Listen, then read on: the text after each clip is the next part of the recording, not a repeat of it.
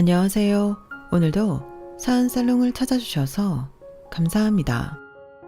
저는 지금으로부터 약 1년 전 완전히 새로운 시작을 하게 된 사람입니다. 제 나이는 벌써 30대 중반인데요. 이 나이에 인생을 다 걸고 새로운 시작을 하는 게 쉬운 일은 아니었지만 제가 사랑하는 가족을 지키기 위해서는 그랬어야만 했어요. 이렇게 극단적인 결정을 내리게 된 이유는 그만큼 충격적인 사건이 벌어졌기 때문인데요. 그 일이 벌어진 이후 저는 지난 30년 동안 살아왔던 인생이 완전히 뒤집히는 경험을 했습니다. 아직 완전히 가시지 않은 그때의 충격을 익명의 힘을 빌려 제 이야기를 풀어놓으면서 해소해보고자 합니다. 넋두리 같겠지만 부디 귀 기울여 들어주세요. 저는 원래 학군이 꽤 좋은 어느 동네에서 영어 강사로 일하던 평범한 직장인이었습니다. 제가 살아왔던 환경도 평범하기만 했고요. 저희 아버지는 대기업에 다니시는 직장인이셨고 어머니는 사립고등학교에서 국어를 가르치는 선생님이셨어요. 저에겐 2살 터울의 누나가 있었는데 누나랑도 친하게 지내곤 했죠. 하지만 누나와의 사이가 가끔 어색해질 때가 있었는데 그건 바로 저희 할머니가 누나를 홀대하고 저를 편애하실 때였습니다. 얘 승주야, 네 동생 밥 먹은 거 갖다 치워라. 아니야 할머니, 내가 치울게. 남자가 어디 주방에 들어가라고 하냐. 승주 뭐하냐? 빨리 밥상 안 치우고. 네. 승주는 밥상 먼저 갖다 놓고 냉장고에 있는 꽈배기 여기다 가져다 주고 설거지해라. 할머니는 매번 이렇게 대놓고 손자만 편애하셨고 저희 엄마는 그런 할머니한테 구박당하는 누나를 보고도 모른 척 하셨죠. 저희 때는 학교에서 남아 선호 사상이니 양성평등이니 하는 걸 배웠을 때라서 저도 할머니의 행동이 잘못되었다는 걸 알고 있었어요. 하지만 그렇다고 해서 집안의 가장 큰 어른인 할머니한테 뭐라고 할 수는 없었고 그저 할머니 댁을 다녀올 때마다 누나한테 평소보다 더 잘해주기만 했을 뿐이었습니다. 누나도 그런 제 마음을 어느 정도 알고 있었는지 저희 사이는 할머니 일로 틀어지지 않고 사이좋은 남매로 잘 자라게 되었어요. 할머니는 저희가 중학생 때 돌아가셨고 그 이후로 저와 누나의 사이는 더 이상 어색해질 일이 없었답니다. 어려서부터 미국 영어를 좋아하던 저는 영문학과를 졸업 후 영어 선생님이 되었고 어려서부터 항상 셈에 능하던 누나는 회계학과를 나와 단번에 회계사 시험을 합격했어요. 대형 회계법인에 취직한 누나는 남부럽지 않은 화려한 싱글의 삶을 살고 있었죠. 이렇듯 그다지 별난 구석이 없는 평범한 집안에서 자라난 저는 성인이 되어 혼자 살면서도 평범하게 그지없는 직장인이 되었어요. 그리고 여느 때처럼 금요일날 회사가 끝나고 몇몇 동료들과 회사 근처 와인바를 갔다가 거기서 아내를 만나게 되었고요. 그 와인바는 이상한 곳이 아니라 여자들이 자주 가는 그런 평범한 와인바였어요. 남자들은 주로 데이트를 하거나 저처럼 여자 동료들과 함께 한두 번 갈 만한 그런 곳 말입니다. 그리고 그곳에서 저는 바로 옆 테이블에 친구들과 앉아있던 아내에게 소위 말해 첫눈에 반하게 된 거고요. 아내는 말로 표현하기 어려운 고급스러운 분위기를 가진 사람이었거든요. 저는 동료들과 이야기하는 내내 온 신경이 옆 테이블에 쏠려 있다가 아내가 친구들과 함께 자리에서 일어날 때 얼른 뒤따라가 난생 처음이자 마지막으로 여자 전화번호를 땄습니다. 혹시 실례가 안 된다면 전화번호 좀... 제가 원래 이런 데서 여자 번호를 물어보는 사람이 아닌데 너무 제 스타일이셔서요. 그게... 얼른 번호 찍어줘. 깔끔하고 괜찮구만. 얘 남자친구 없어요. 저 정말 이상한 사람 아니에요. 여기 근처 땡땡학원 강사입니다. 술에 잔뜩 취해 아내를 부추기는 친구와 한 번 더 용기를 내서 어필한 저의 용기 때문에 망설이던 아내는 결국 번호를 찍어주더군요. 이후 식사 약속을 잡은 저는 아내와 몇 개월 동안 여러 번의 약속을 이어간 끝에 연인 사이로까지 발전하게 되었죠. 아내는 실내 인테리어를 하는 사람이었는데요. 항상 피곤해 보이면서도 미술을 하는 여자 특유의 분위기가 있는 사람이었어요. 평생 공부만 해왔던 저와 미술을 하는 아내가 잘 어울릴까 싶었는데 신기하게 성향이 잘 맞더군요. 영화 취향부터 음식 취향까지 잘 맞아 함께 있으면 항상 편안한 안정감이 들었고요. 저희는 잔잔한 연애를 이어가다가 그대로 결혼까지 꼴이 나게 되었습니다. 아내는 어릴 적 부모님을 두 분 다 여의고 할아버지와 단 둘이 살아온 사람이었어요. 다행히 부모님과 할아버님께서 어느 정도 경제력이 있었기에 아내는 부족함 없이 자랄 수 있었다고 해요. 할아버님은 아내를 정말 사랑하셨고 아내가 무엇을 하든 전폭적으로 지지해 주시는 분이셨죠. 그런데 저희 엄마는 부모님을 일찍 여인 사람이라는 점과 미술을 전공했다는 점을 이유로 아내를 탐탁지 않게 생각하셨어요. 하지만 그렇다고 옛날에 저희 할머니가 그러셨듯이 대놓고 싫은 티를 내진 않았기에 저는 그 문제에 대해 엄마한테 별다른 얘기를 하지 않았는데요. 그런데 결혼 후 얼마 지나지 않아 저희 가족에겐 불편한 일이 생기게 되었어요. 그날은 결혼 후 저희 부부가 처음 맞이하는 명절이었는데요. 아내는 몇 시간 동안 서서 제사 음식을 했고 시간에 맞춰 제사상에 음식을 올렸어요. 아내의 집안은 제사를 지내지 않는 집이었기에 아내는 계속 전날 암기한 위치를 쭝얼거리며 열심히 제사상을 차렸죠. 그런데 엄마가 그 모습을 보더니 혀를 끌끌 차면서 이렇게 말씀하시더군요. 예, 너는 디자이너라 내가 그릇을 이렇게 아무렇게나 올려놨니? 이렇게 산만하게 제사상 차리는 법은 대체 어디서 배워온 거야? 아, 자리가 조금 모자라서요. 죄송합니다, 어머님. 다시 정리할게요. 밥맛 다 떨어지게 올려놓고 앉아있어. 그릇이 좀 크네. 나도 같이 정리할게. 여기 위 정리하는 거야. 뭐 같이 하면 되지. 저는 분위기가 더 이상해지기 전에 얼른 나서서 아내 대신 제사상 위에 놓인 그릇을 예쁘게 정리했어요. 제가 나서자 엄마가 더 이상 별 말씀 않고 돌아가셨고 저는 나름 갈등 상황을 잘 무마시켰다고 생각했죠. 그런데 제사가 다 끝나고 가족들과의 식사까지 모두 끝난 뒤에 아내가 한참이 걸려 설거지를 마쳤을 때였습니다. 싱크대 물소리가 끝나자마자 식탁에 앉아 계시던 엄마가 후다닥 일어나 싱크대 쪽으로 가시더군요. 저는 그런 엄마의 뒷모습을 보면서 싱크대 쪽으로 귀를 바짝 기울이고 있었어요. 잠시 뒤 엄마가 아내에게 또다시 잔소리를 하시는 소리가 들려왔습니다. 예, 이리 와봐라. 어떻게 설거지하고 나서 그릇을 이렇게 난장판으로 쌓아놓을 수가 있니? 이런 건 어렸을 때 집에서 다 가정교육으로 배우고 오는 거 아니니? 그릇들은 크기별로 차곡차곡 쌓아놔야지. 그리고 여기 이렇게 따로 모아둔 건 또 뭐야? 설거지한 그릇을 건조대에 안 올려놓고 누가 이렇게 따로 모아놔? 설거지한 그릇이 너무 많아서 건조대 위에 다 안 올라가서 그랬어요, 어머님. 어디서 어른이 훈계하는데 말대꾸야. 지금 얼른 그릇 싹 다 다시 정리하거라. 엄마의 목소리를 끝으로 그릇이 달그락거리는 소리가 들렸어요. 그 소리가 들리자마자 엄마가 다시 소리를 빽 지르셨죠. 설거지한 그릇을 누가 맨손으로 만져? 너 방금 잡은 그 그릇들 설거지 다시 해라. 저는 후다닥 싱크대 앞으로 가서 엄마를 나무랐습니다. 엄마, 왜 그래? 엄마도 평소에 그릇 집을 때 그냥 맨손으로 집잖아. 엄마, 그만해. 이거 내가 정리할 테니까. 그리고 당신도 집안일 할 때 작은 거라도 모르는 거 있으면 엄마한테 물어보고 해. 알았지?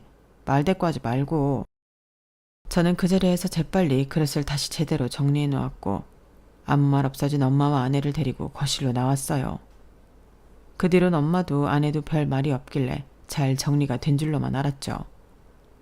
저녁이 되어서 집을 나설 때 엄마가 저에게 서운해하시는 것 같길래 나중에 전화 드릴 때 풀어드려야겠다는 생각만 가볍게 했던 것 같네요.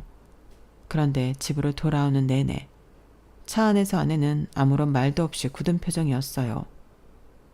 저는 아내가 왜 그러나 싶어 눈치를 살피다가 먼저 말을 걸었습니다. 당신 많이 피곤했지? 우리 집이 제사도 좀 많고 지킬 것도 많아서 복잡할 거야. 미안해. 그래도 당신 오늘 너무 잘하던데? 괜찮아. 엄마가 평소엔 안 그런데 제사 지내야 할 땐 좀 예민하셔. 그래서 명절마다 늘 엄마 눈치를 좀 봐야 해.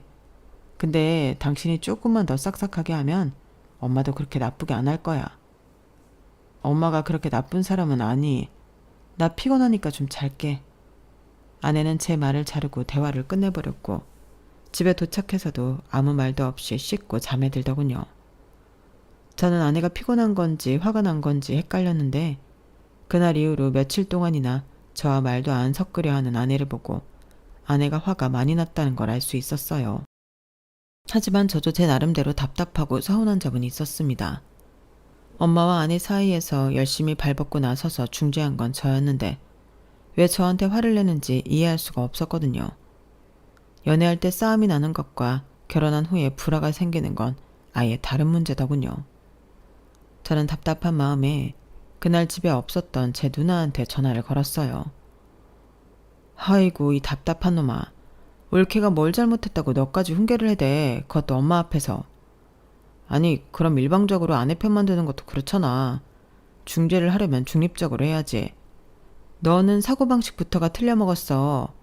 야 요즘 같은 세상에 1년에 제사 5번 지내는 우리 집안에 시집 온다는 여자가 어딨냐?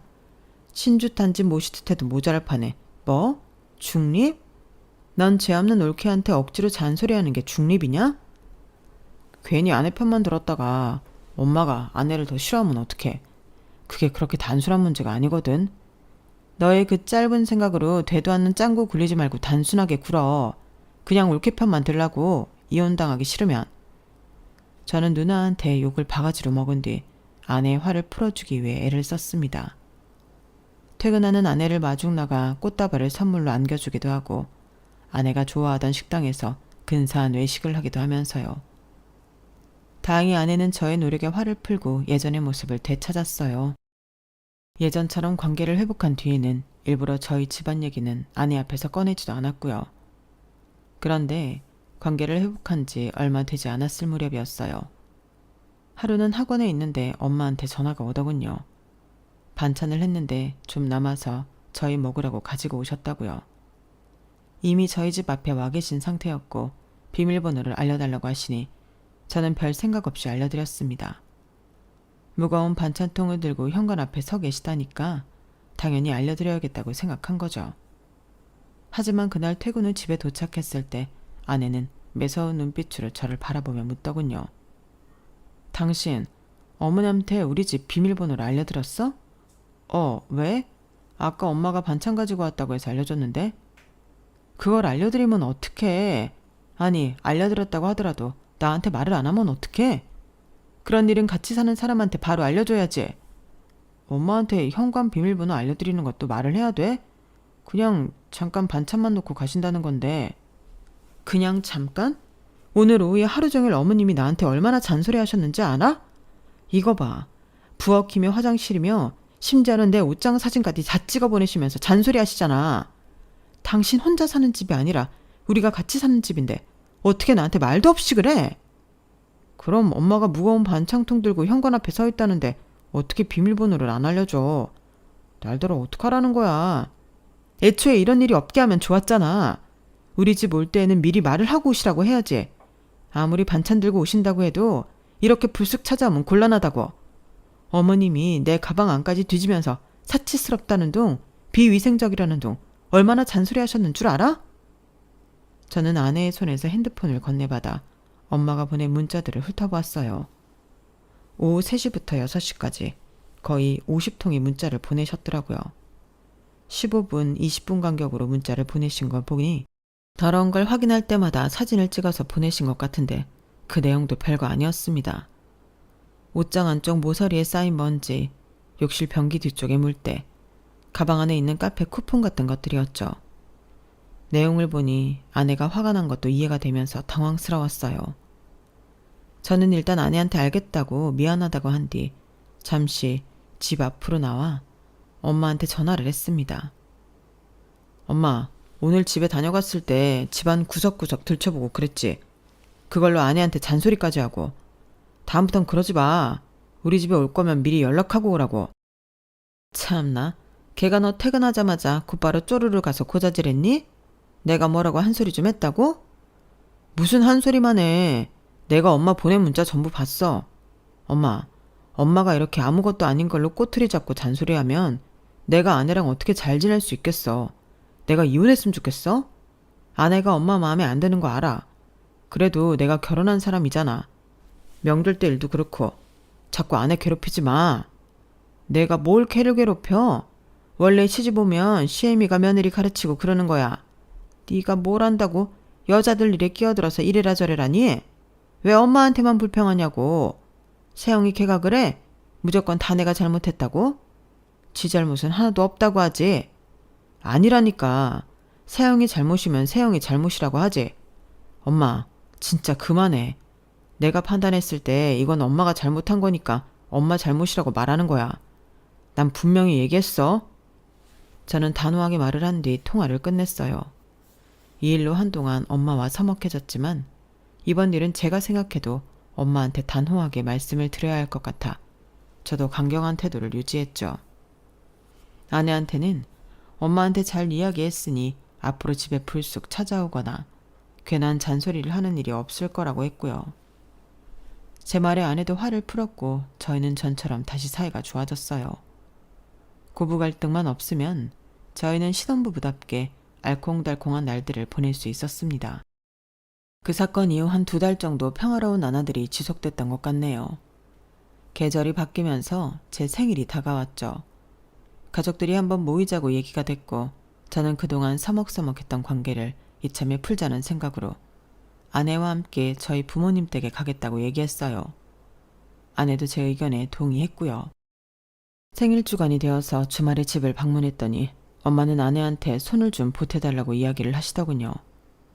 전처럼 날이 선 말투는 아니셨어요. 아내는 고분고분하게 알겠다며 주방으로 갔고 저는 아버지와 거실에서 이야기를 나눴는데요. 생일상이 마련되고 가족들이 다 같이 식사를 하는데 엄마가 저희한테 이런 질문을 하시는 겁니다. 너희 결혼한 지 한참 됐는데 애는 언제 가질 거니? 결혼한 지 한참 됐다니 우리 이제 1년쯤 지났는데. 우리 땐 결혼하면 바로 애부터 가지는 게 우선이었다. 1년이 지나도 애가 없으면 너희가 조금 더 노력하는 모습을 보이던가 해야 되는데 내가 보기에 너무 느긋한 것 같아서 하는 말이야. 예, 세영이 너 괜히 피곤하다고 아이 가지는 거 게을리하면 안 된다. 네, 저희도 노력하고 있어요, 어머님. 그 애들이 어련히 알아서 하겠지. 밥상머리 앞에서 옆에 내가 주책맞게 별소리를 다 해. 중요한 얘기니까 그렇죠. 당신도 독자고 우리 승훈이도 독자인데 여유가 어디 있어요? 엄마, 요즘 시대에 누가 그런 걸 따져. 독자는 얘기가 다르지. 다른 애매한 집안들은 몰라도 우리 집안은 다른 근본에 없는 집안이 아니잖니. 승훈이 너도 유념해라. 엄마는 저에게도 엄한 표정으로 이야기했어요. 제가 더 반박하려고 했지만 아내가 식탁 아래로 제 발을 툭 치며 제지했죠. 덕분에 저는 더 이상 아무 말도 하지 않았고 그날의 일은 그렇게만 지나가는 줄 알았습니다. 그런데 그날 이후로 약 3개월쯤 지났을 무렵이었어요. 주말에 아내도 저도 피곤해서 낮잠을 자는데 자꾸만 진동소리가 울리더군요. 저는 잠결에 손을 휘저 진동이 울리고 있는 핸드폰을 집어들었는데요. 핸드폰 화면을 보니 엄마한테서 계속 문자가 오고 있는 겁니다. 문자의 내용은 대략 이랬어요. 너 어제 야근 안 한 거 맞니? 생일 끝난 지 열흘 넘었지. 주말에 꼭 노력해라. 우리 집안은 꼭 아들이 필요해. 승훈이랑 일 봤으면 꼬박꼬박 보고해라. 그 문자를 보니 잠이 확 달아났죠. 저는 당장 아내의 핸드폰과 제 핸드폰을 모두 들고 집 밖으로 나와 엄마한테 전화를 걸었어요. 엄마, 지금 아내한테 무슨 문자를 보내는 거야? 엄마 미쳤어? 뭐? 너 지금 엄마한테 그게 무슨 말버릇이야? 세영이 그게 또 너한테 내가 뭐 어쩐다고 일러 바쳤니? 아내는 지금 자고 있어. 내가 아내 핸드폰 봤다가 아니 무슨 이런 문자들을 보내. 뭐? 일이 있을 때마다 보고하라고? 그럼 그동안 내가 아내랑 그럴 때마다 엄마가 다 보고받고 있었단 말이야? 그게 얼마나 소름 끼치는 줄 알아? 그동안 안 그랬으니까 앞으로 그러라고 문자 한 거잖아. 그리고 엄마가 아들 일정 확인하는 게 어때서? 너희가 얼마나 아이 소식이 없으면 내가 이러겠어. 앞으로 아내한테 문자하지 마. 알았어? 엄마가 자꾸 이러면 내가 신경 쓰여서 아내랑 아무것도 못하겠다고. 방금 그 문자 때문에 당분간은 아내랑은 같은 이불 덮는 것도 부담스러울 것 같아. 진짜 우리 좀 그냥 냅두라고. 저는 이때는 이성을 잃고 엄마한테 화를 냈어요. 그날 이후 저는 제가 나서서 아내의 핸드폰 번호를 바꾼 뒤 엄마한테는 아내의 전화번호를 알려드리지 않았습니다. 지금 다시 생각해도 그때의 충격은 잊을 수가 없네요. 그날 엄마와의 통화를 끝낸 이후 낮잠에서 깬 아내와 함께 핸드폰을 확인해 보았을 때 지난 3개월 동안 엄마가 그런 식으로 보낸 문자가 몇백 개나 쌓여 있었거든요. 저는 아내한테 앞으로 엄마한테 따로 연락이 오면 저한테 반드시 곧장 이해하라고 신신당부를 했어요. 또 부모님께는 명절 이외의 제사는 저만 가고 아내는 데리고 가지 않겠다고 선언했고요. 그 사건 이후로 전에는 그저 평범한 고부 갈등인 줄 알았던 저희 집안의 불화가 사실 굉장히 심각한 상태였다는 걸 깨달았어요. 그렇다고 절 낳고 길러주신 엄마와 완벽히 척을 질 수도 없는 노릇이니 저는 늘 마음이 무거운 상태로 지낼 수밖에 없었죠. 하지만 아내는 시댁과 멀어지면서 하루가 다르게 얼굴이 피어갔어요. 저와의 관계도 더없이 좋았고요. 그래서였을까요? 제가 저희 부모님과 아내를 떨어뜨려 놓은 지 반년이 채 안 되어서 저희 부부에겐 아기 천사가 찾아오게 되었습니다. 이 소식을 들은 양가 가족들은 모두 축하해 주었어요. 저희, 특히 처갓댁의 할아버님이 눈물을 보이실 정도로 좋아하셨죠. 고맙네 백서방. 내가 이제야 우리 아들이랑 며느리를 마음 놓고 보러 갈 수 있겠어. 아유 아닙니다. 제가 할아버님께 감사하죠. 저희 애엄마를 허락해 주신 건데요. 이제 됐어. 세영이는 몸조리 잘하고 아무것도 걱정하지 말거라. 뭐 필요한 거 있으면 바로 할애비한테 연락하고. 뭐가 됐어. 엄마 아빠는 한참 나중에 보러 가고 나 출산하면 육아 도와줘야지. 아내는 눈시울이 붉어지면서도 괜시리 투정 아닌 투정을 부렸어요. 그 모습을 보며 저희 부모님도 할아버님처럼 순수하게 축하하고 기뻐해 주시면 얼마나 좋을까 싶었네요. 하지만 저희 얼굴을 본 저희 부모님의 첫 질문은 이랬어요. 그래서 성별은 언제 할 수 있다니? 12주 지나면 알 수 있는데 확실한 건 좀 더 기다려 봐야 한대요. 20주차 정도는 기다려야 확실히 알 수 있다고 하셨어요. 아들이지? 이번에 아들이 아니면 최대한 빨리 또 둘째를 가져야 하는데. 세영이 나이도 있으니까 서둘러야 한다. 축하보다는 그저 아들이라는 목적만 달성하려는 모습이었죠.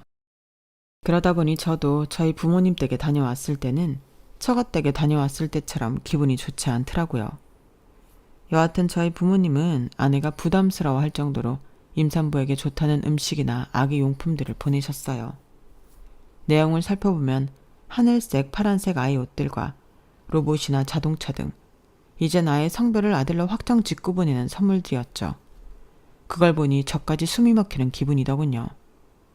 제가 자라날 때는 그 어떤 압박도 없으셨던 저희 부모님이었기에 더 당황스러웠어요. 하지만 아내에게 티를 내진 않았습니다. 그저 전처럼 저희 부모님과 아내 사이에 거리를 둘 뿐이었죠. 그렇게 아내와 함께 출산 준비를 하던 어느 날이었습니다. 한 번은 제가 매번 같이 가던 아내의 검진일에 급하게 잡힌 일 때문에 못 가게 되었어요. 같이 일하는 선생님이 부친 상을 당해 수업을 빠지게 되어 제가 대타를 뛰어야 했거든요. 퇴근 후 아내에게 고생했다고 혼자 잘 다녀왔냐고 물으니 아내는 별 이상 없었다며 대수롭지 않게 대답했어요. 저는 아내의 말을 듣고 다행이라고 대꾸하며 여느 때와 다르지 않은 저녁을 보낸 뒤 잠이 들었죠. 그런데 그날 이후로 아내는 산부인과 검진을 자꾸만 혼자 다녀오는 거였어요. 처음 한 번은 아무런 말도 없이 예정된 검진을 보다 3일 일찍 다녀오더니 그 다음은 친구랑 약속이 있다는 핑계로 또 그 다음은 본인이 일정을 깜박하고 하루 일찍 갔다는 이유로 혼자 산부인과를 간 거죠. 한두 번 반복되면 그러려니 하는데 4번, 5번 그런 일이 반복되니 아내가 마치 저와 함께 검진을 받으러 가지 않으려는 것 같더군요. 몇 주가 더 지나고 저는 아내가 일부러 저와 병원 가는 걸 피한다는 걸 확신했습니다.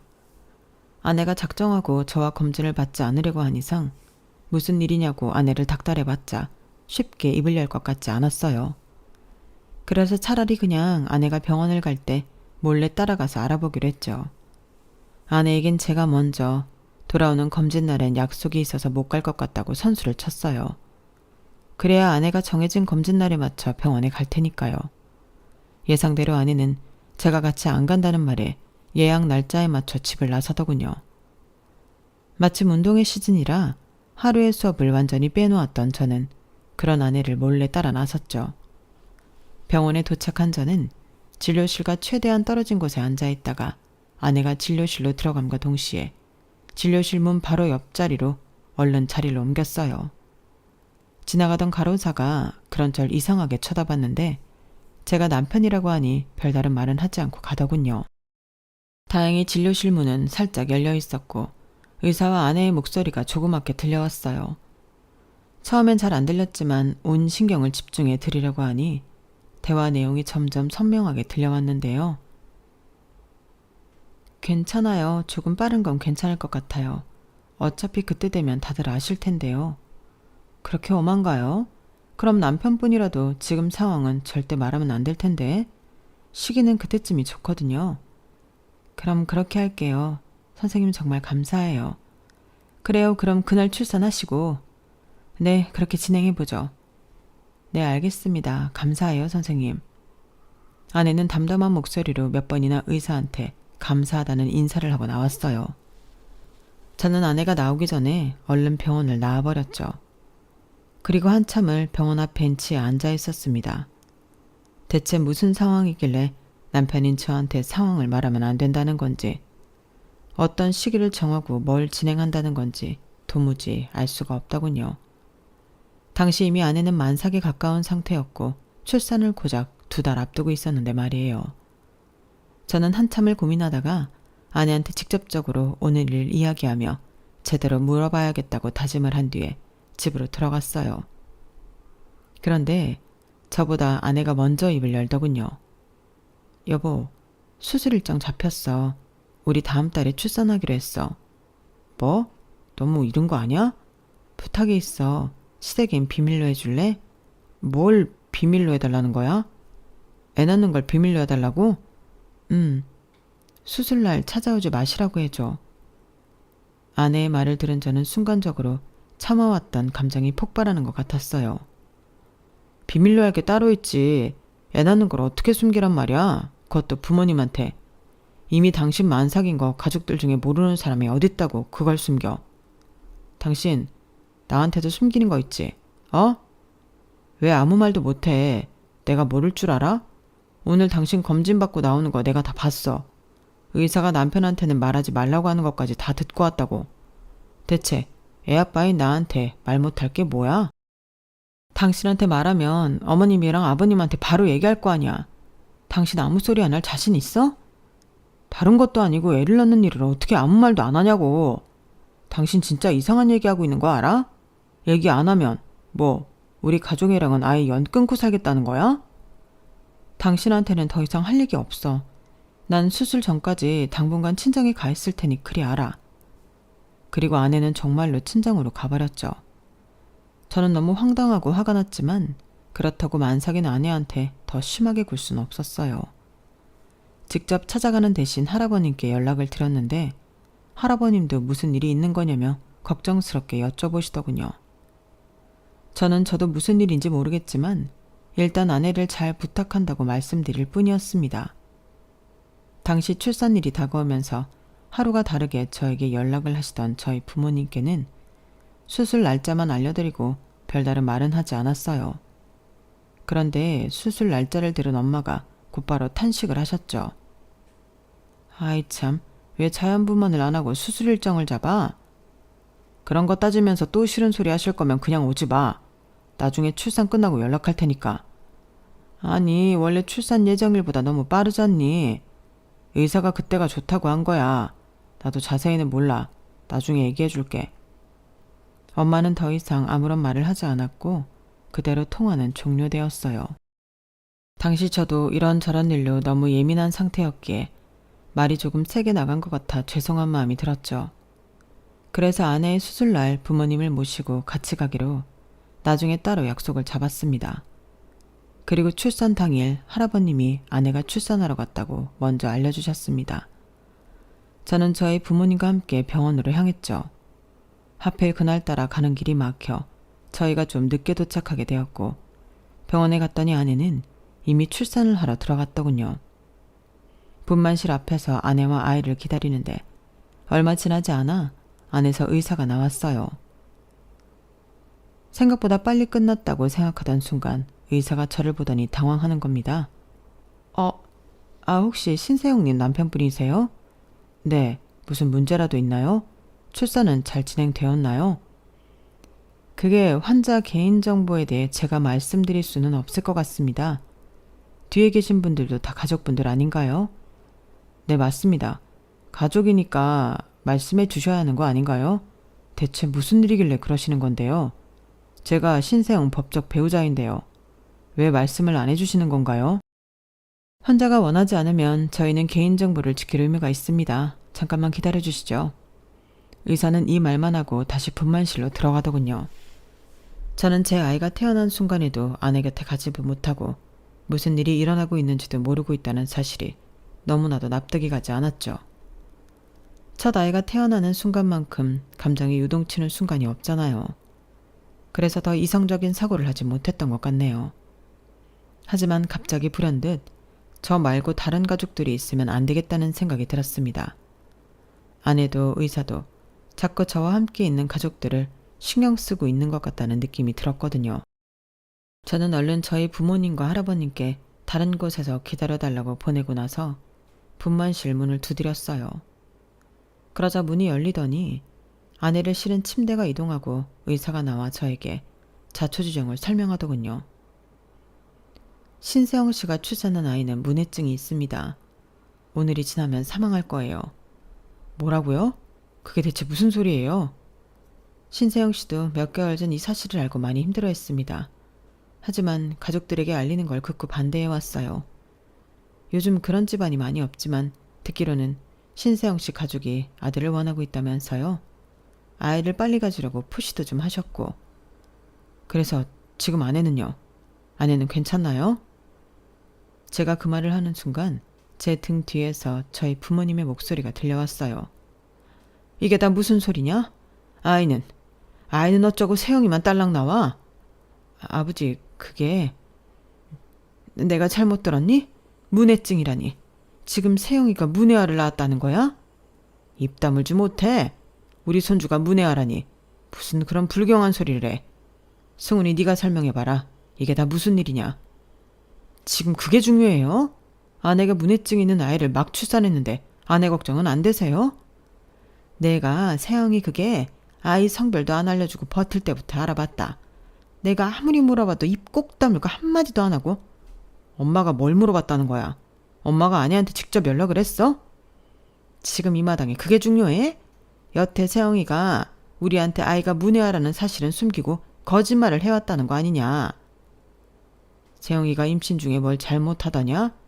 걔가 뭘 잘못했으니까 이런 사태가 벌어졌을 거 아니냐? 설령 이런 일이 벌어졌다 하더라도 가족들한테 빨리 알려서 제대로 치료를 했어야지. 저희의 싸움이 커지자 병원 안에 있던 사람들이 전부 저희 쪽을 쳐다보는 게 느껴졌어요. 저희 가족의 모습을 지켜보던 의사는 저희 부모님을 향해 이야기했어요. 태아가 문해증인 경우 산모가 할 수 있는 건 없습니다. 보통은 임신 중절 수술을 권하지만 산모가 출산을 선택해서 그렇게 진행한 거예요. 산모가 할 수 있는 건 다 하신 상태입니다. 남의 집안일에 끼어들지 말고 의사 양반은 빠지쇼. 그래서 지금 세영이 걔가 잘했다고 편드는 거요? 의사한테도 손가락질을 하며 목에 핏대를 세우는 아버지를 보면서 저는 아내가 왜 지금까지 아이가 문해증이란 사실을 숨겼는지 알겠더군요.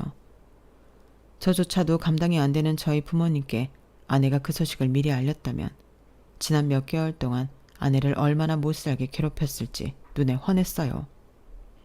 그만들 좀 하세요. 아버지랑 엄마야말로 우리 부부 일에 끼어들지 말고 빠지시라고요. 뭐? 이놈이 이게 보자보자니까 부모한테 할 소리야 그게? 이 불효막심한 놈아. 엄마, 아버지 지금 말하는 거 보니까 병원에 데려오지도 말았어야 했는데 제가 실수했어요. 둘 다 당장 나가세요 지금. 오늘은 저희 가족끼리만 있을 테니까. 우리는 네 가족이 아니라 이 말이냐? 여태 너 먹이고 입혀서 키워놨더니 뭐가 어쩌고 저째? 승훈이 너 뱃속에 아이가 이 지경인 거 알고 있었지? 세영이랑 짜고 우리 둘 속인 거지? 어떻게 네 아버지랑 나한테 이럴 수가 있어? 차라리 그랬으면 오늘 병원에 같이 오는 짓은 안 했겠지. 진짜 마지막 경고야. 더 이상 내 아내 괴롭히면 두 분이랑 아예 연을 끊겠어요. 둘 다 병원에서 당장 나가요. 어디 버르장머리 없이 부모한테 이따위로 굴어? 안 되겠다. 너 하는 꼬라지 보니까 세영이 이게 너한테 어떻게 굴었을지 훤히 보인다. 우리 집안에 애미애비 없는 년 들었다가 대체 이게 무슨 꼴이냐? 아내를 보고 애미애비 없는 년이라고 부르는 엄마를 보고 저는 그 자리에서 연을 끊기로 결심했습니다. 그런데 제가 제대로 한마디를 하기도 전에 저희 주변에 있던 다른 보호자들이 한마디씩 거들기 시작했어요. 그 중에는 저희 부모님과 동년매로 보이는 분도 계셨고 훨씬 더 나이가 많아 보이는 분들도 있었죠. 거참 시끄러워 죽겠네. 여기 병원 전세 냈어요? 아들이 교통정리 깔끔하게 잘했구만. 다 끝난 일을 가지고 왜 이렇게 시끄럽게 군소리를 해대요? 뭐라고요? 남의 가족 일에 신경 끄세요. 우리가 애 낳으러 와서 당신네 같은 인간들 소리를 들어야 해요? 당신네처럼 못돼 처먹은 인간들 소리가 내 손주기에 들어갈까 봐 겁나니까 얼른 나가세요. 이 옆에 늘이 쓸데없는 오지랖은? 나이를 똥구멍으로 처먹었나? 한국말 못 알아들어? 나가라고. 불쌍한 애들 구박하지 말고 썩 꺼지라고. 우리 손녀 보는 날 괜히 부정타게. 한두 명이 시작하자 저의 주변에 있던 모든 사람들이 목소리를 보태기 시작했고 급기야 병원의 보안 요원까지 찾아오게 되었어요. 제복을 입은 사람들이 오자 저희 부모님은 그제서야 기세가 누그러지더군요. 아니 이봐요. 우린 여기서 방금 출산한 산모의 보호자예요. 우리 며느리가 방금 출산을 했다고요. 여기 저희 아들도 있지 않습니까? 승훈아, 네가 이 사람들한테 뭐라고 좀 해봐라. 저는 모르는 사람들입니다. 제 가족도 아니고 아니 오히려 제 아내를 괴롭히면서 소란만 피우는 사람들이에요. 얼른 끌고 나가주세요. 저는 두 사람을 외면했고 결국 두 사람은 보안 요원들에 의해 끌려 나갔습니다. 그게 저희 부모님을 제대로 본 마지막 순간이었죠. 저는 다른 사람들의 시선을 무시하고 아내에게 달려갔어요. 문 앞에는 할아버님이 서 계셨는데요. 마치 지금까지의 소란을 전부 보신 듯 복잡한 표정을 하고 계셨어요. 저는 아내에게 다가가 괜찮냐고 물어봤습니다. 산통이 없어서 아프진 않았어. 괜찮아. 이런 일이 있는 줄 몰랐어. 당신 혼자 힘든 일 겪게 해서 미안해. 어머님이랑 아버님 화 많이 나셨지? 신경 쓰지 마. 이제 우리 가족 아니야. 방금 정리하고 왔어. 뭐? 그게 무슨 소리야? 진작 이랬어야 했는데 미안해. 당신한테 우리 엄마가 자꾸 연락한다며. 핸드폰 내가 새로 하나 더 사줄 테니까 지금은 그런 거 신경 쓰지 말고 쉬어. 고마워. 그동안 당신한테도 말 못해서 너무 미안해. 저는 그렇게 아내와 화해할 수 있었어요. 이후 아내와 저는 그동안 다 못했던 깊은 이야기들을 서로 전부 털어놓았습니다. 제가 아내의 전화번호를 바꿨을 때 엄마가 아내의 회사로 찾아가 연락처를 받아갔다는 사실을 그제서야 들을 수 있었죠. 그리고 그동안 엄마가 저 몰래 아내한테 수많은 문자와 통화로 엄청난 잔소리와 폭언을 쏟았다는 걸 알았어요. 제 앞에서도 아내 욕을 아무렇지도 않게 하던 엄마는 아내와 둘이 연락할 때는 더한 소리들을 해댔더군요. 아내는 저와 함께 다시 전화번호를 바꿨고 오랜 대화 끝에 이직이 가능한 회사를 알아보기로 했죠. 부모님께는 그날 이후 3번의 연락을 드렸어요. 3번의 통화는 모두 같은 내용이었는데요. 저는 부모님에게 아내에게 사과할 것을 요구했고 그렇지 않으면 정말로 연을 끊겠다고 밝혔어요. 부모님은 저희를 후레자식이라고 부르며 욕하셨고요. 끝끝내 부모님이 뜻을 굽히지 않자 결국 저는 마지막 3번째 전화를 끝으로 연락을 끊어버렸습니다. 그 뒤 엄마가 또 아내의 회사에 찾아갔다고 해요. 하지만 이번엔 아내가 엄마를 발견하자마자 저한테 전화를 했고 그 모습에 엄마는 그냥 돌아가셨다고 하더군요. 저는 약 반년 만에 처갓집 근처에 새집을 구해 이사를 갔어요. 그리고 아내는 다행히 좋은 조건으로 새집 근처에 새 직장을 얻을 수 있었고요. 저희는 그렇게 새 집 새 회사에서 저희만의 온전한 가족을 이룰 수 있었답니다. 부모님과 연을 끊고 나니 저는 아예 새로운 삶을 사는 것 같더군요. 그 말이 아주 틀린 것은 아닌 게 저희는 새 집으로 이사 온 지 얼마 되지 않아 또다시 아이를 가지게 되었고 지난달 예쁜 딸을 만나게 되었어요. 요즘은 할아버님과 셋이 딸아이를 키우느라 행복하고 정신없는 시간들을 보내고 있죠. 그간에 있었던 일을 쭉 적어 내려가다 보니 딸아이를 만나기 전 새 인생을 시작한 것이 참 감사하다는 생각이 드네요. 앞으로 자라날 저희 딸에게는 그 어떤 안 좋은 말이든 듣지 않게 하고 싶거든요. 물론 아내에게도 마찬가지고요. 전 앞으로 저의 새로운 진짜 가족인 두 여자를 안전하게 잘 지켜내기 위해 더욱더 노력하는 가장이 되려고 합니다. 댓글로 초보 아빠를 위한 응원과 격려 한마디씩 부탁드립니다. 제 이야기를 들어주셔서 감사합니다. 여러분들의 가정에도 평안과 행복이 가득하길 바랍니다. 여러분, 사연 댓글에 응원과 현명한 조언 부탁드려요. 좋아요와 구독은 저에게 큰 힘이 됩니다. 오늘도 좋은 일 가득하세요. 안녕하세요. 오늘도 사연 살롱을 찾아주셔서 감사합니다. 혹시 가장 믿었던 사람이 낯선 얼굴로 변하는 순간을 본 적 있으신가요? 처음엔 작은 소름이었지만 그 끝은 제 인생을 송두리째 변화시켜 놓았어요. 돌이켜보면 거짓말이라는 게 참 사소한 데서 드러나는 법인데 왜 그 크고 작은 위험 신호들을 애써 무시해왔는지 모르겠어요. 어쩌면 믿음보다는 믿고 싶은 마음이 더 커서였던 것 같아요. 인생을 통틀어 가장 사랑했고 함께하고 싶다는 생각을 한 사람은 저와 결혼이라는 문턱을 넘었던 이 남자뿐이었으니까요. 남편과 만나게 된 건 제가 운영하고 있던 꽃집을 한참 플라워 카페로 확장하려고 준비를 하고 있을 때였어요. 부모님의 건물 1층에서 꽃집을 하고 있었는데 옆 가게가 이전을 하면서 비게 되어 그 공간을 확장하여 카페를 하면 좋겠다는 생각이 들었거든요.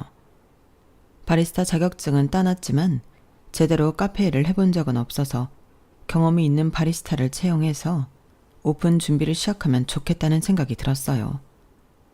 공사가 끝나갈 때쯤 채용 공고를 올렸고 생각보다 빠르게 지원자가 생겼어요. 나이도 저와 얼추 비슷하고 유명 프랜차이즈에서 근무한 경력도 길어서 믿음이 갔어요.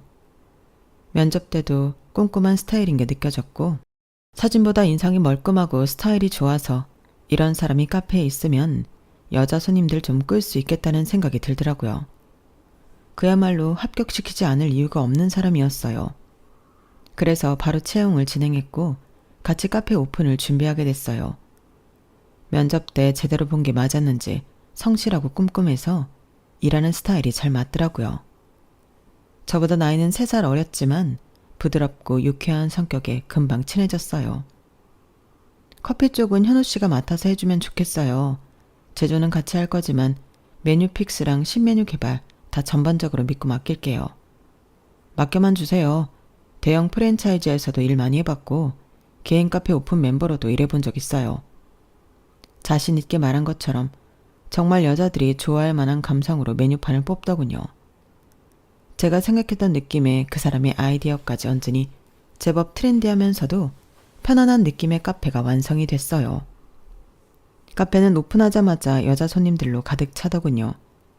아무리 직원이 멀끔하다지만 어디서 입소문이라도 듣고 온 것처럼 손님들이 밖에 줄까지 서길래 뭔가 이상하다는 생각이 들었어요. 현우 씨, 왜 이렇게 사람들이 많이 왔지? 따로 광고를 많이 돌린 것도 아닌데? 아, 그게 제가 광고를 좀 했거든요. 현우 씨가 무슨 광고를 했길래? 따로 돈 들여서 광고를 한 거야? 그건 아니고요. 사실은 제가 커피 관련 프로그램에 출연한 적이 있거든요. 그래서 저를 아시는 분들이 좀 계세요. 알고 보니 방송 출연 경력이 있어 커피 매니아들 사이에서는 어느 정도 인지도와 팬까지 가지고 있는 사람이더라고요. 아니, 그걸 왜 이제 말했어? 나는 이렇게 유명한 사람인 줄도 모르고. 그럼 사장님이 저 불편해하시고 안 뽑을까봐 그랬죠. 전 여기서 꼭 사장님이랑 일하고 싶었거든요.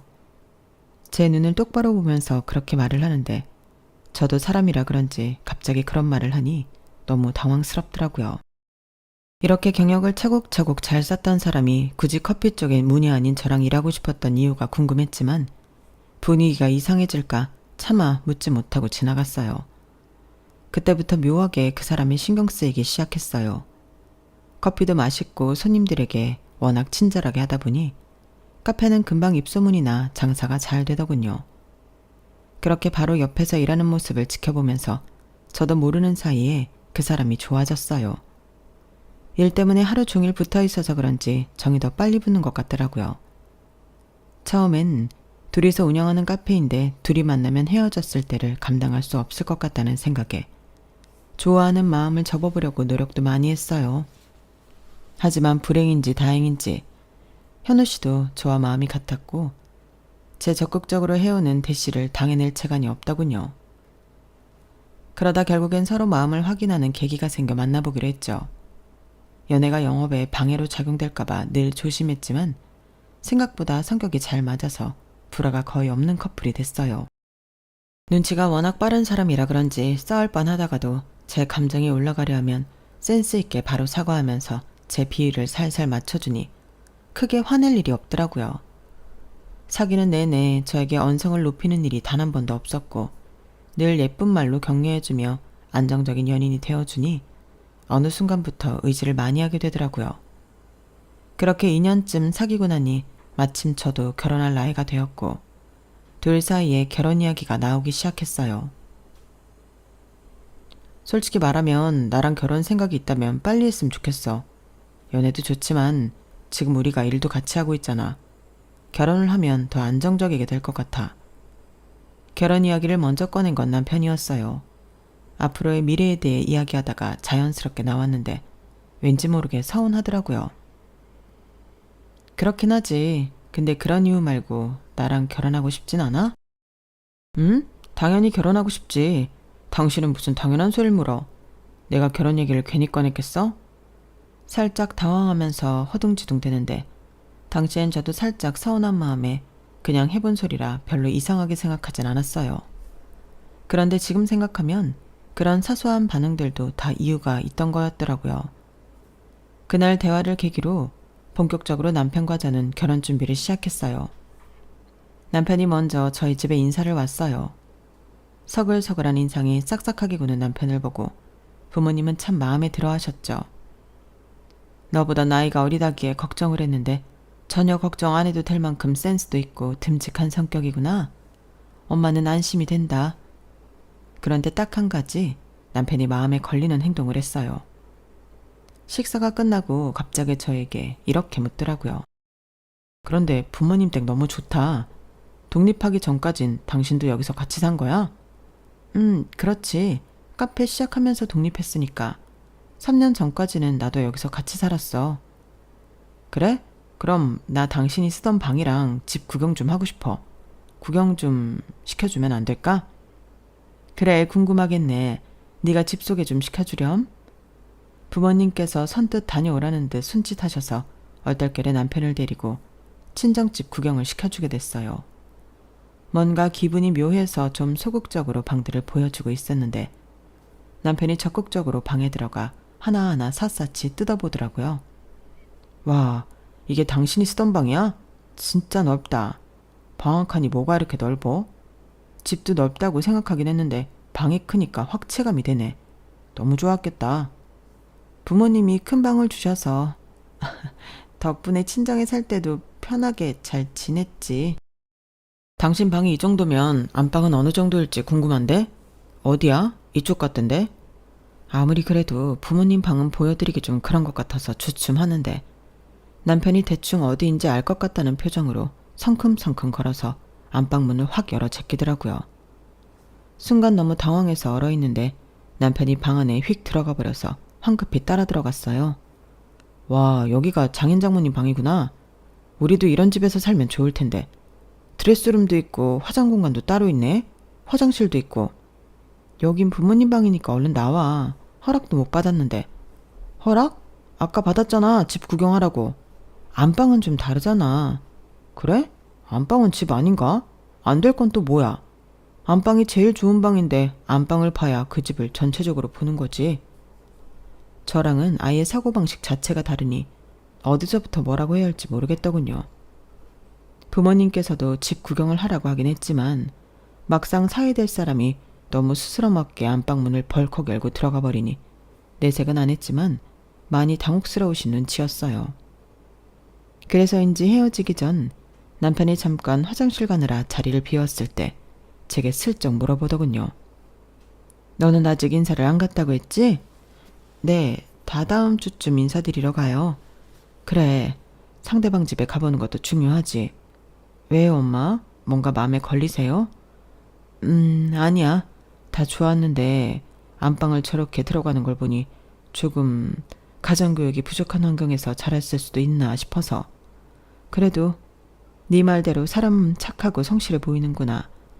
그거 하나만 보고 판단할 수는 없으니까 그 집 분위기를 같이 보면 좋을 것 같아서 물었어. 걱정 마세요. 평소에도 부모님 이야기는 많이 했는데 그렇게 이상한 분들은 아닐 거예요. 남편에게 연애하면서 들었던 시댁의 분위기는 서로 한 번도 싸워본 적 없는 집이었어요. 많이 투닥대도 금방 화해하고 다시 화목한 저희 집과는 다르게 성인이 되어서는 한 번도 싸워본 적 없지만 그만큼 친하지 않다는 게 남편의 입장이었죠. 그래도 가족 내 불화가 없었다는 걸 보면 시부모님과 큰 갈등이 생길 일은 별로 없겠구나 싶었어요. 그렇게 시간이 흘러 시댁에 가는 날이 다가왔어요. 집이 생각보다 너무 깨끗하고 인테리어도 잘 되어 있어서 깜짝 놀랐다는 게 시댁의 첫 인상이었죠. 와, 어머님 아버님 집이 너무 예뻐요. 감각이 엄청 좋으신 것 같아요. 그래. 이 사람이 인테리어에 관심이 많아서 공을 좀 들여놨지. 예쁘다니 다행이네. 시부모님 되실 분들은 온화해 보이셨지만 말수가 극도로 적으셨어요. 많이 어색한 모양이신지 저 몰래 서로 팔을 툭툭 밀며 말 좀 해보라는 제스처를 하실 정도였어요. 어쩔 수 없이 제가 나서서 이야기를 주도하게 됐어요. 아무래도 친밀해지려면 이런저런 것들을 많이 알면 좋으니 이것저것 질문을 하게 되더라고요. 이 사람 어릴 때는 어땠어요?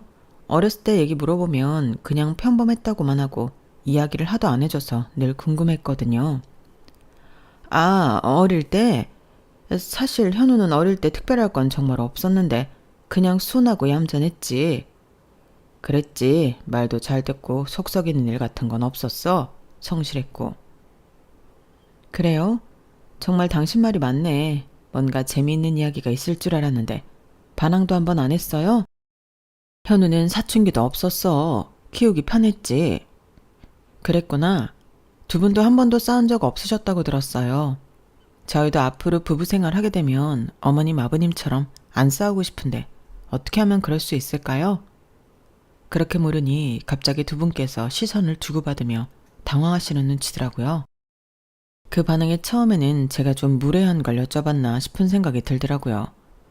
괜한 질문을 한 것 같아 이 분위기를 어떻게 바꿔야 하나 고민하고 있는데 두 분께서 겨우 입을 여시더라고요. 그냥 서로 비슷한 성향이라서 안 싸운 거라. 둘이 성향이 잘 맞는 거면 별로 안 싸울 거야. 그 대답을 듣는데 순간 이런 대답을 하는데 그렇게 오래 걸리고 당황스러울 일인가 싶은 생각에 살짝 스쳤어요. 그래도 사람마다 느끼는 게 다르긴 하니 그럴 수 있다 싶었죠.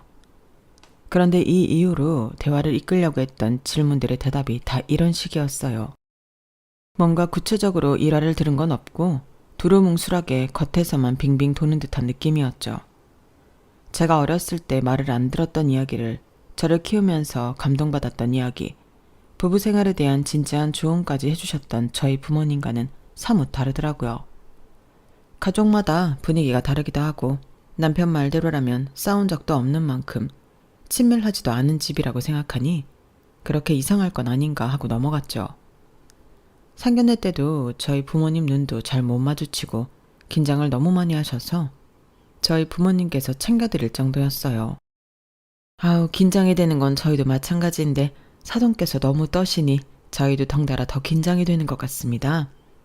맞아요. 조금 편하게 계셔도 됩니다. 저희가 뭐 서로 면접 보러 나온 것도 아니고 아이들이 서로 좋다 해서 만나 뵙는 건데요. 우리 현우가 이렇게 좋은 집안에 장가간다고 생각하니 기쁘기도 하고 긴장이 되는 건 어쩔 수가 없네요. 우리 현우 잘 부탁드립니다. 걱정 마세요. 안 그래도 우리 이서방이 어찌나 싹싹한지 안 예뻐하고 싶어도 그럴 수가 없다니까요. 아드님 정말 잘 키우셨어요. 친정 부모님께서는 시부모님 긴장을 풀어드리기 위해 최선을 다하셨어요. 하지만 그런 노력이 무색하게도 시부모님은 워낙 말수도 적었고 남편을 칭찬해도 어색한 듯 웃기만 하셨어요. 오죽하면 상견례가 끝나고 부모님께서 저를 잠깐 붙잡고 몰래 귀에 속삭이실 정도였어요. 이서방이 부침성이 좋아서 부모님들도 그러실 줄 알았는데 전혀 딴판이네. 뭘 물어봐도 뭐 하나 속 시원하게 대답해주는 일이 없고 네가 인사드리러 갔을 때도 그랬니? 낯을 좀 많이 가리신다고 하더라고요. 남편도 어릴 때 그랬는데 크면서 많이 고쳤다고 하더라고요. 그래 뭐 우리야 상견례 때 보고 결혼식 때나 보면 그만이지만 늘 저러시면 네가 조금 힘겨울 수도 있겠다. 이서방이 중간에서 역할을 잘해줘야겠네. 그런 부분이라면 걱정 마세요. 결혼하고 시댁이랑 소통은 남편 쪽이 완전히 책임지기로 했어요. 그렇게 안심시켜드렸지만 그래도 친정 부모님께서는 걱정스러운 눈길을 지우지 못하시더라고요. 좋은 집안이라며 안심하는 눈치는 아니셨지만 그렇다고 딱히 시댁 쪽에서 결혼을 엎을 만한 행동을 한 것도 아니라서 그냥 넘어가시는 눈치였어요. 시부모님의 소극적인 태도는 결혼 후에도 마찬가지였어요. 여보, 그런데 어머님 아버님 생신은 언제셔? 나도 미리 알아둬야 준비하니까. 아, 생신? 그건 신경 안 써도 돼. 어? 그게 무슨 말이야? 신경 안 써도 된다니. 우리 가족은 서로 생일 같은 거 안 챙기는 분위기라. 당신도 알잖아. 우리 집은 분위기 달라도 한참 다른 거. 그렇긴 한데 아무리 그래도 결혼했는데 생신을 안 챙겨드리는 건 좀 그렇지 않아? 괜찮다니까. 오히려 안 챙겨드리다 챙겨드리면 그게 더 이상해.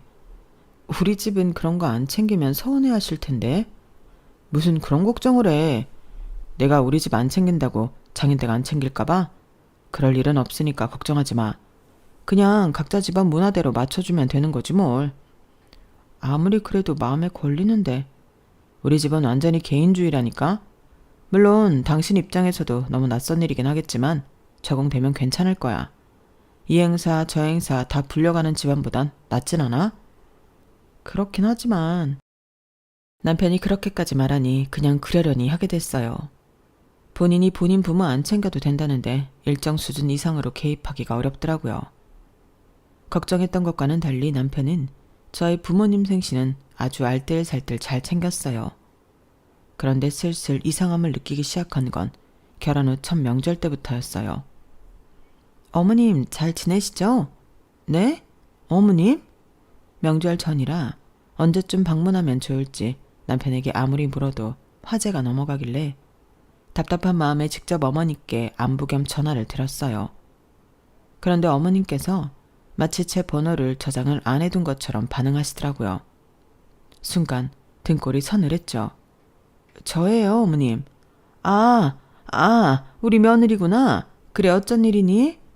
다름이 아니라 이번 추석 때 찾아뵈려고 하는데 언제가 좋으실까 해서요. 추석 말이니? 아니, 뭐 괜찮다. 안 와도 된다. 뭘 명절 때 그리 만나려고 해. 네? 명절인데 그래도 찾아뵙고 인사도 드려야죠. 괜찮다니까.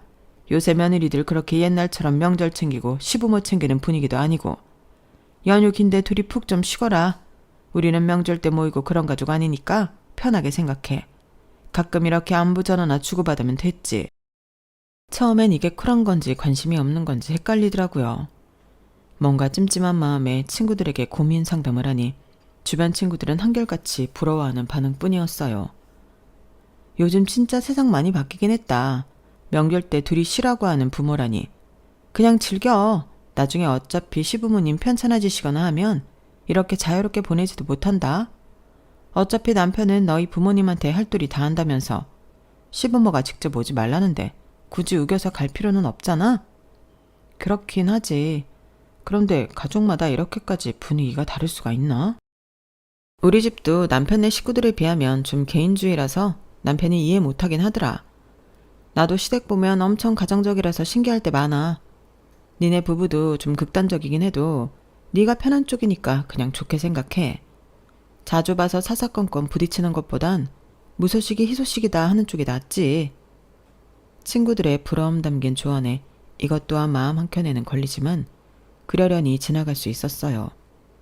이것도 처음 몇 번이나 마음에 걸렸지 결혼 2년째 되던 해부터는 나름대로 적응이 되더라고요. 시댁을 안 가고 남편과 친정하고만 교류하니 그냥 연애할 때랑 거의 비슷한 느낌이었어요.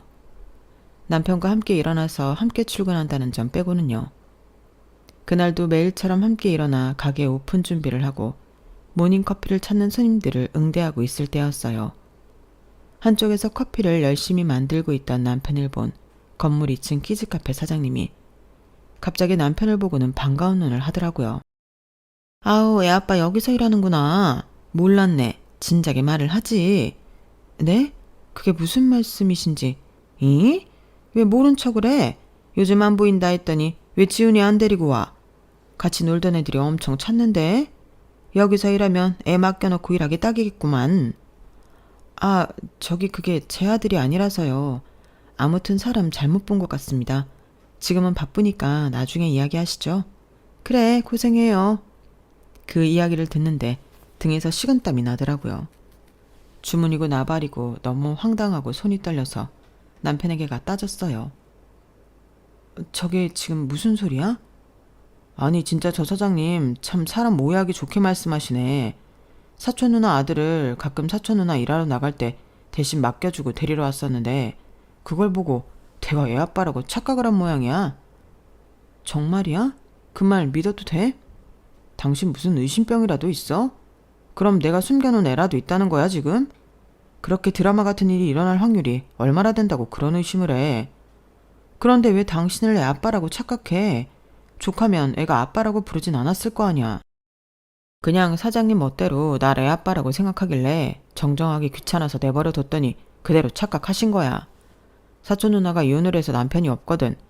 친하게 지내는 애들도 다 있는 곳에서 애 아빠 없다고 광고해서 괜한 상처 줄 일 있어? 그래서 그냥 애 아빠인 척 다녔어. 그래? 정말 그런 거지? 그렇다니까. 애 데려다 주러 다니다가 여기 카페 공고 모집도 본 거고 그렇게 당신 만나게 된 거야. 남편 말을 들으니 일리가 있게 느껴졌어요. 공고 모집을 올리자마자 지원서가 올라온 것도 신기하다고 생각했거든요. 알겠어. 하긴 그렇게까지 당신이 누굴 속일 사람도 못 되고. 그래. 그리고 나 아이 싫어해. 별로 낳고 싶은 생각도 없어. 그런데 이야기가 다른 데로 튀었어요. 남편 입에서 연애 때는 전혀 몰랐던 사실이 튀어나왔던 거죠. 뭐라고? 애 가질 생각이 없다고? 물론 당신이랑 상의해볼 문제긴 하지만 나 혼자 어떻게 생각하냐고 물어보면 별로 생각 없다는 뜻이었어. 근데 당신도 어차피 카페 일 때문에 바쁘니까 일 쉴 생각은 없지 않아? 일을 중요하게 생각하는 사람이니까. 그렇게 하지만 난 아예 안 가질 생각은 전혀 없었어. 내 가정을 꾸려서 행복하게 사는 게 내 결혼의 이유기도 했고. 당신이 길 가다 마주치는 아기들 보면 엄청 귀여워하고 능숙하게 다루길래 아이를 좋아하는 줄로 생각했는데 귀여워하는 거랑 키우는 건 완전히 다른 문제니까 그렇지. 귀여운 거야. 애기는 다 귀엽지. 애기 낳는 건 좋은데 그럼 당신 커리어도 끊기고 우리 수입도 반으로 줄어들 텐데 그럼 지금처럼 경제적으로 여유 있게 데이트도 못할 거고. 그래도 난 당신이 그렇게 생각하는 줄은 전혀 몰랐어. 아이 생각이 없었으면 결혼도 다시 생각해봤을 만큼 나한테는 아이가 중요한 문제였어. 당연히 당신이 아기를 좋아한다 생각해서 굳이 이런 대화를 해볼 필요도 못 느끼고 있었어. 그런 생각이었으면 진작에 말을 해줬어야지. 난 당신이 이를 중요시 여기는 사람이니까 당연히 아이 생각은 없을 줄 알았는데 그래도 당신이 결혼을 다시 생각해볼 정도로 그렇게 아이가 중요한 거라면 낳아야지. 절대 안 된다는 뜻은 아니었어. 그래도 적어도 우리 신혼은 충분히 즐기고 가지면 좋을 것 같은데 그건 어떻게 생각해? 지금 벌써 결혼한 지 2년이 넘었는데 나름대로 신혼생활은 충분히 즐긴 거 아니야? 나는 적어도 3년쯤은 즐겼으면 해서. 아이 낳으면 지금처럼 좋은 식당에 가거나 여행을 가지도 못하니까. 둘이서만 할 수 있는 걸 좀 더 하고 아이를 가져야 당신도 후회가 없지 않을까? 아이를 갖는 데 있어 후회라는 감정이 왜 들어가는지조차 이해가 안 갔지만 남편과 남편 가족의 성향을 생각해 봤을 때 그렇게 생각할 수도 있겠다. 애써 이해해보려고 노력했어요. 그날 남편과의 긴 대화 끝에 남편의 의견을 존중해 결혼 3주년쯤부터 아이를 갖기 위한 준비를 시작하기로 했어요. 그 남은 기간 동안에도 남편과 저는 생각이 다르다는 걸 확 느꼈어요. 앞으로 태어날 아이를 위해 최대한 돈을 모아놔야겠다는 생각을 했던 저와는 달리 남편은 아이가 태어나면 못한다는 이유로 값비싼 오마카세, 호캉스, 해외여행 듯 온갖 호화로운 소비를 틈만 나면 하려고 하더군요. 이제는 조금 덜 쓰고 모으자. 아이 태어나면 전부 돈인데 아이 이름으로 적금도 모아둬야 하고. 그건 아이 태어나고 해도 되잖아. 꼭 지금 해야 해? 어차피 그동안 모으던 돈도 있는데 굳이 아이 적금을 더 해? 남편과 이런 쪽으로 부딪힐 때마다 불만스러웠지만 그래도 아이가 태어나면 다 맞춰주겠다고 말하니 더 이상 제 뜻을 주장하기가 어렵더라고요. 어차피 3주년까지 몇 개월 안 남았으니 그냥 좀 더 기다려보는 게 마음이 편하겠다는 생각이 들었죠. 그러던 어느 날이었어요. 남편이 자꾸 제가 자고 있을 때 침실을 나가는 것 같은 기분이 들더라고요. 일이 한참 바쁠 때라 퇴근하고 집에 오면 기절하면서 자는 게 일상이 되었을 때였어요. 그래서 남편이 밤마다 자다 말고 침실 밖으로 나간다는 걸 눈치채는 게 좀 늦었죠. 처음엔 우연인 줄 알았지만 몇 번 반복되고 나니 수상한 기분이 들더라고요. 그래서 남편이 눈치채지 못하게 따라 나가 몰래 통화 내용을 엿들었어요. 이번 달까진 보내줄게. 조금만 기다려. 왜 이렇게 성질이 급해? 남편은 뭔가 숨기려는 듯 조용하게 통화를 하고 있더라고요. 남편이 전화를 끊는 것 같아 방에 다시 들어가려다 마주쳐버렸어요. 그래서 내친김에 물어봤죠. 깼어? 이 시간에 누구랑 통화해? 뭘 보내준다는 거야? 당신 누구한테 돈 빌렸어? 아니, 그 반대야. 예전에 같이 카페 사업하던 친구가 빚이 많아서 돈 좀 빌려달라는데 여유 있을 때 빌려주겠다니까 마음이 급한지 자꾸 보채잖아. 그런 일이 있는데 왜 나한테 말을 안 해? 친구들이랑 돈 거래 안 하기로 약속했잖아. 그렇긴 한데 워낙 친했던 놈이라 내가 힘들어할 때 많이 위로도 해줬던 애라 외면하기 힘들어서 얘한테만 돈 빌려주고 다시는 친구들이랑 돈 거래 안 할게. 그렇게 큰 액수도 아니고 딱 500이면 된대. 알겠어. 우리도 이제 아이 가질 건데 더 힘들지. 그럼 꼭 갚으라고 해. 그렇게 사건은 일단락 되었지만 뭔가 남편이 숨기고 있다는 느낌이 지워지질 않더라고요. 그러다 결혼 기념 3주년이 되기 2주 전 남편이 그러더라고요. 여보, 우리 3주년에는 가게 알바생한테 맡기고 여행 좀 다녀오자. 비행기표랑 호텔, 여행 계획은 내가 전부 짜놨어. 당신을 위해서. 정말? 그렇게까지 안 해도 되는데. 이제 진짜 마지막이잖아. 뭐 여행 가서 아기 생기면 허니문 베이비 같은 느낌도 나고 더 좋지 않나? 남편이 저를 위해 준비했다며 제주도 여행 계획을 쭉 말해주더군요. 짚라인부터 스쿠버 다이빙, 서핑에 우도 카약까지 완전 액티비티로 가득한 체험이었어요. 이런 거야말로 아기가 지면 임산부모로 절대 할 수 없는 것들이잖아. 생각해보니 우리가 이런 액티비티한 데이트는 많이 안 해봤더라고. 이번 기회에 해보면 좋을 것 같아서. 솔직히 액티비티를 즐기는 편은 아니라 여행 계획을 보기만 해도 지치는 기분이 들었지만 늘 남편이 하자는 걸 반쯤은 거절 않더라. 이번만큼은 남편 말을 따르기로 했어요. 그렇게 도착한 제주도 여행은 막상 첫날은 힘들긴 해도 재밌더라고요. 첫날은 짚라인을 탔는데 꽤 짜릿하더라고요. 나 액티비티가 꽤 잘 맞나? 나쁘지 않네. 그치? 이럴 때 많이 해야 한다니까. 저녁에는 숙소 근처에서 싱싱한 해산물과 술을 한잔 하다가 취해서 바다를 걷는데 남편이 자꾸만 바다 쪽으로 저를 끌고 가더라고요. 여보 위험해. 우리 술 마셨잖아. 아이 그래도 이럴 때 아니면 밤바다를 언제 당신이랑 걷겠어? 술 마시니까 더 기분 좋지 않아? 파도 소리도 너무 좋고. 그래도 위험하다니까. 밤바다라서 더 위험한 거야. 바다는 낮에 다시 오자. 어? 남편이 자꾸만 위험하게 저를 바다로 끄니 오히려 술이 확 깨더라고요. 그래서 남편을 끌고 모래사장으로 나오니 남편이 김이 센 듯한 얼굴이었어요. 당신 왜 이렇게 낭만이 없어? 내 말을 한 번이라도 고지고대로 들어주는 일이 없다니까. 축소에 돌아와서도 남편은 삐진 듯 등을 돌리고 돌아 누워서 자더군요. 내심 미안한 마음까지 들었어요. 하지만 둘 다 술에 취해 있던 상황이라 위험한 것보다는 낫다는 생각에 애써 미안한 마음을 지우고 잠을 청했죠. 그런데 밤 12시가 넘었을 쯤 갑자기 전화가 오더라고요. 너무 피곤해서 받지 않으려고 했지만 벨이 너무 울려대니 어쩔 수 없이 깨더군요. 남편은 술에 완전히 골아떨어졌고 전화 발신인은 엄마였어요. 이 시간에 전화를 잘 안 하는 엄마께서 갑자기 전화가 오니 머릿속에 5만 가지 생각이 다 들더라고요. 엄마, 무슨 일 있어요? 예, 너 지금 어디야? 나 제주도예요. 결혼 기념일 여행 온다고 했잖아. 왜 그래요? 너 이서방 자고 있으면 당장 도망쳐야 해. 근처 다른 숙소에서 자고 내일 아침 날 밝자마자 서울로 올라와. 뭐라고요? 아무런 설명도 없이 갑자기 왜? 내가 지금 말해봤자 내가 내 말을 믿겠니? 일단 엄마 믿고 시키는 대로 해. 안 그럼 너 안 좋은 꼴 당해. 엄마는 알 수 없는 말만 하셨어요. 엄마의 말을 믿을 수는 없었지만 이상하게 그 순간 등줄기에 소름이 끼치면서 일단은 엄마가 시키는 대로 해야겠다는 생각이 들더라고요. 그래서 비몽사몽한 채로 캐리어를 그대로 다시 싸고 외투를 챙겨 숙소를 나섰어요. 밤이라 마땅히 갈 곳이 없어 택시를 타고 공항 근처로 가서 날이 밝을 때까지 공항에 있었어요. 비행기표도 가장 빠른 걸로 잡아서 다음날 바로 서울로 올라왔죠.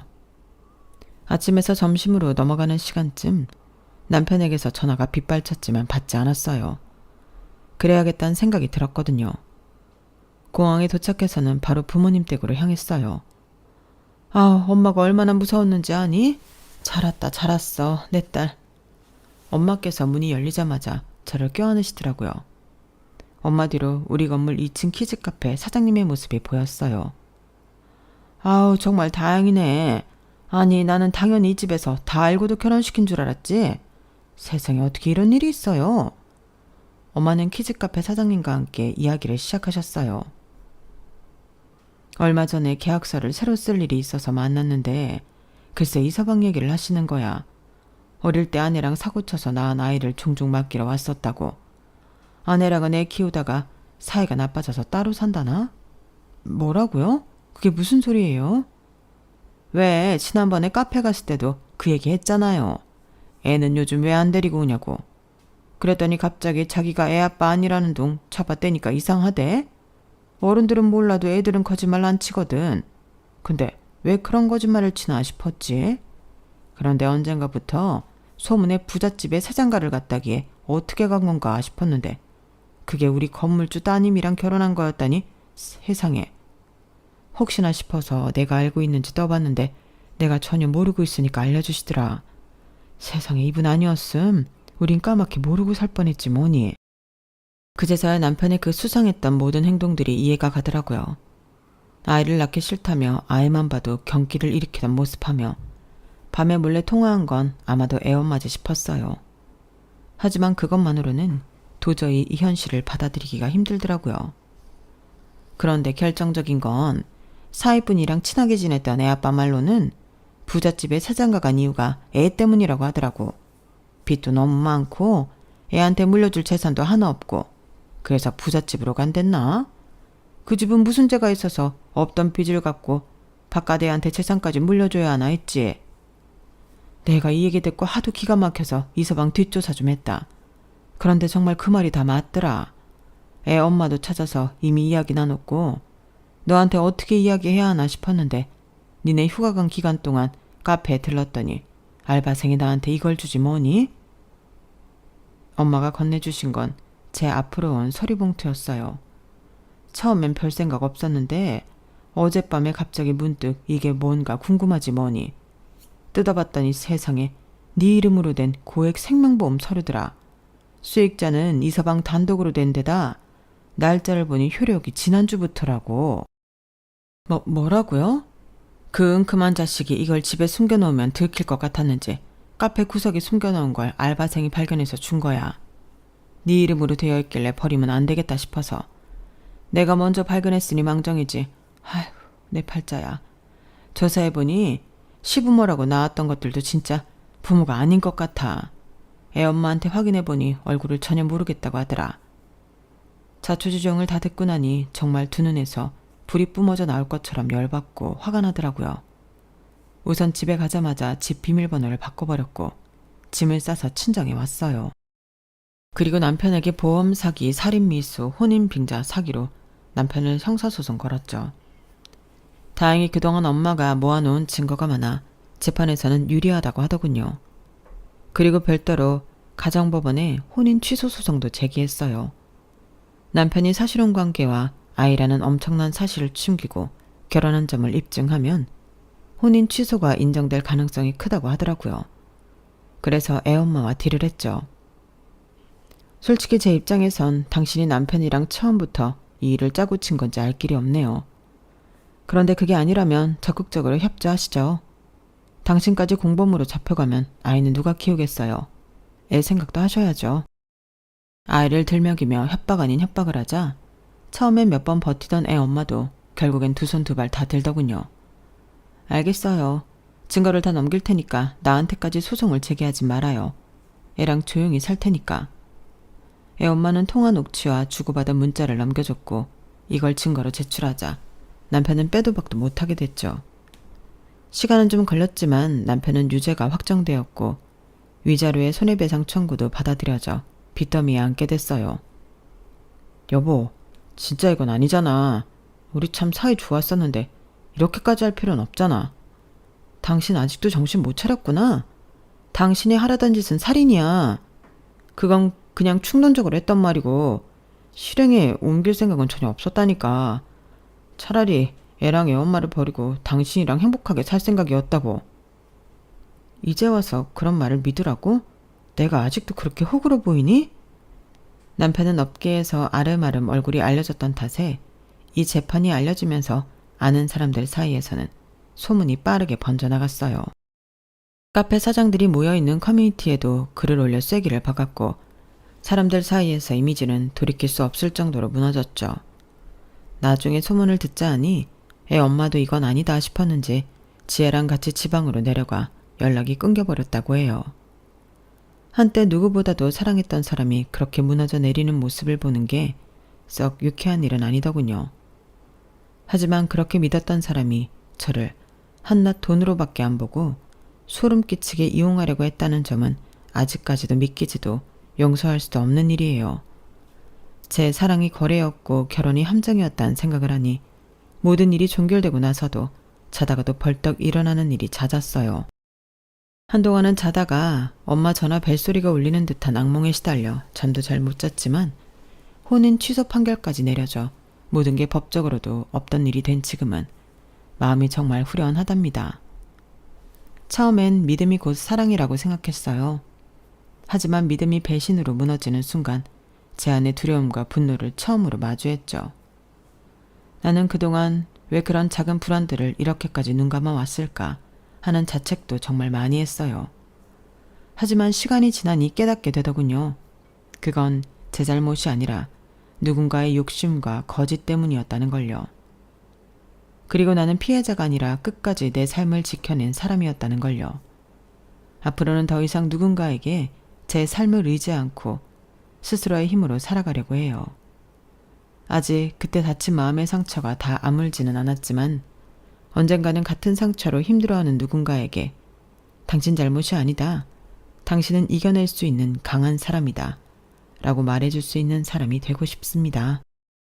제 사연은 여기까지입니다. 들어주셔서 감사하고요. 오늘 더할 나위 없이 행복하세요. 여러분, 사연 댓글에 응원과 현명한 조언 부탁드려요. 좋아요와 구독은 저에게 큰 힘이 됩니다.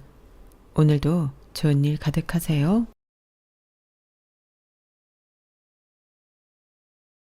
안녕하세요. 오늘도 사연 살롱을 찾아주셔서 감사합니다. 저는 결혼 5년 차로 3살이 된 예쁜 공주님의 엄마인 30대 주부입니다. 올해는 저한테는 좀 특별한 해인데요. 저는 어릴 때 친정엄마가 돌아가셔서 안 계시거든요. 그리고 올해 친정엄마가 돌아가신 지 꼬박 20년이 되는 해이고 동시에 지금의 제 나이가 친정엄마가 돌아가신 나이라 기분이 많이 이상한데 어렸을 때는 엄마가 이렇게 젊은 나이에 하늘나라에 가신지 체감하지 못했어요. 그리고 이제 막 말문이 터져서 조잘조잘 이야기하는 아이를 키우다 보니 저를 두고 차마 눈을 감을 수 없었을 것 같은 엄마의 심정이 와닿았는데 엄마의 부재는 저에겐 항상 상처였고 아픔이었어요. 게다가 엄마가 돌아가시고 저는 할머니 손에서 자랐는데요. 이런 말은 저를 키워준 할머니한테 죄송한 말이지만 제 인생의 굴곡은 그때부터 시작되었다고 해도 과언은 아니었죠. 일단 아빠가 저를 두고 재혼하셨다가 결국 다시 이혼을 하시면서 제 의지와 상관없이 그 과정에 상처를 받게 되었는데 아빠 딴에는 저에게 엄마의 자리를 메워주고 싶어서 한 재혼이라고 하셨지만 그건 아니었어요. 왜냐하면 새엄마는 저를 키울 마음이 전혀 없는 사람이었거든요. 그리고 새엄마는 저에게서 아빠를 완전히 뺏어가려고도 했는데 거기엔 또 나름의 이유가 있었어요. 새엄마가 아빠와 결혼할 당시 저보다 어린 딸을 데리고 시집을 왔는데요. 그 동생이 저희 아빠를 독차지하고 싶어 했어요. 아빠 하면서 외동딸 대접을 받고 싶어 했는데 새엄마는 자기 딸이 그러길 바라니 저희 아빠를 온전한 자기 딸의 아빠로 살게 하려 철저히 저와 아빠를 갈라놓으려 하셨죠. 그러니 아빠 생각과 달리 아빠가 재혼을 했지만 저는 여전히 찬밥에 할머니와 살 수밖에 없었는데 그렇게 한 3년 정도 아빠를 1년에 두세 번 볼까 말까 하니 할머니가 이건 안 될 일이라고 나서기로 마음을 잡수셨어요. 오죽하면 저렇게 살게 할 바에는 엄마와 새엄마를 이혼시키는 게 낫겠다고 마음을 독하게 드셨는데 그리하여 새엄마의 독한 시집살이가 시작이 되었죠. 할머니가 무작정 저를 데리고 아빠 집에 들어가 살겠다고 하셨거든요.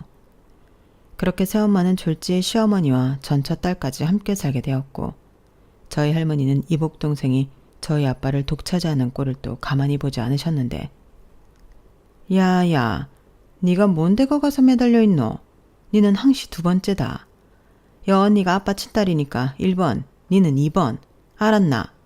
이렇게 새엄마와 이복 동생이 보고 듣는 가운데 대놓고 차별을 했으니 새엄마가 폭발하게 되었어요.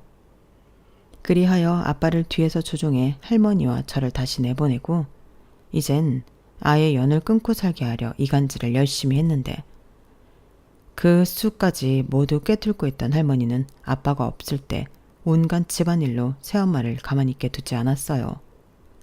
거기에 아빠 돈도 할머니가 직접 관리하고 새엄마에게는 주급으로 생활비를 주신다며 그마저도 가계부를 쓰지 않으면 절대 안 준다고 했는데 그렇게 재정 상태를 쥐그흔드는 할머니 탓에 새엄마는 아빠에게 이렇게 살 바엔 이혼을 하겠다고 집을 뛰쳐나가면서 아빠의 재혼은 깨지게 되었어요.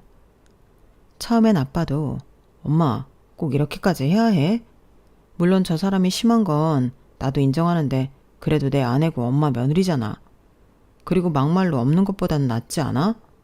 기어코 아들이 이혼당하는 꼴을 봐야 속이 시원하겠어.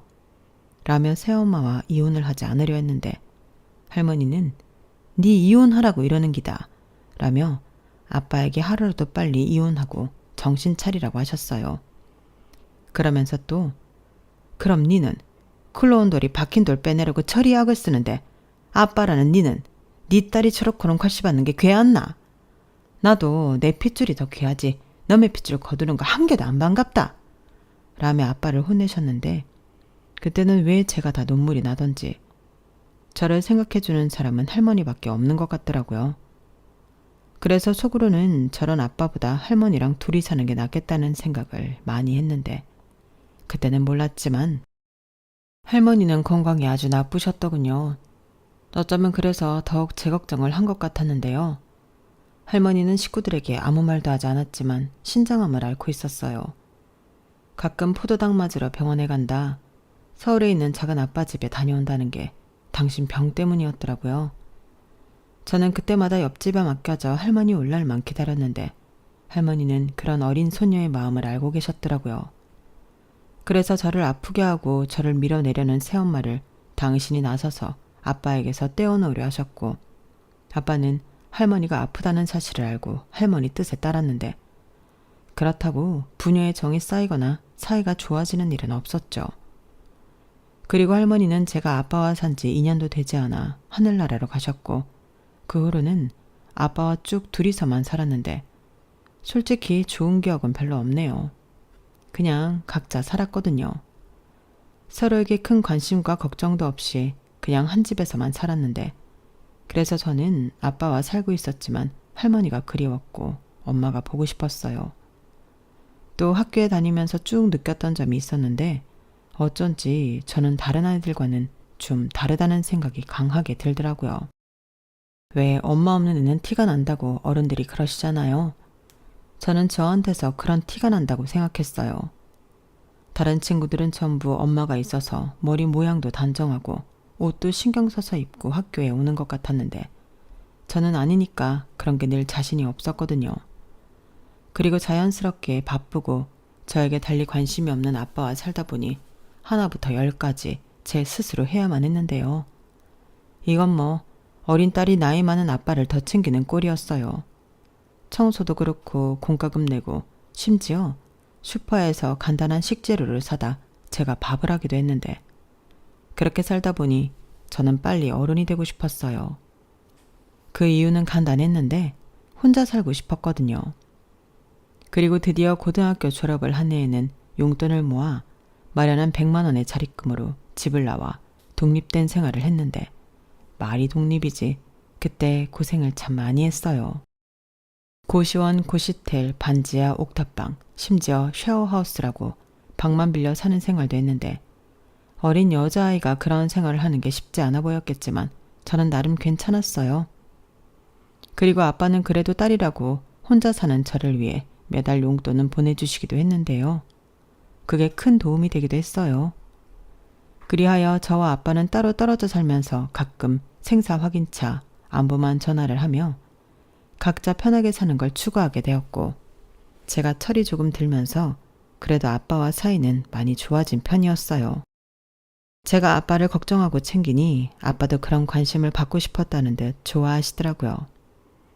그리고 저는 취업에 성공해 본격적인 돈을 벌면서 나름 독하게 살았는데 혼자 살다 보니 돈이 제일 중요했거든요.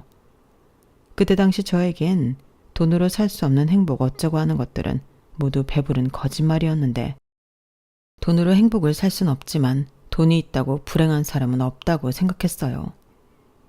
저는 행복보다는 힘들고 불행하고 싶지 않았기 때문에 아주 절실하게 돈을 많이 벌고 싶었거든요.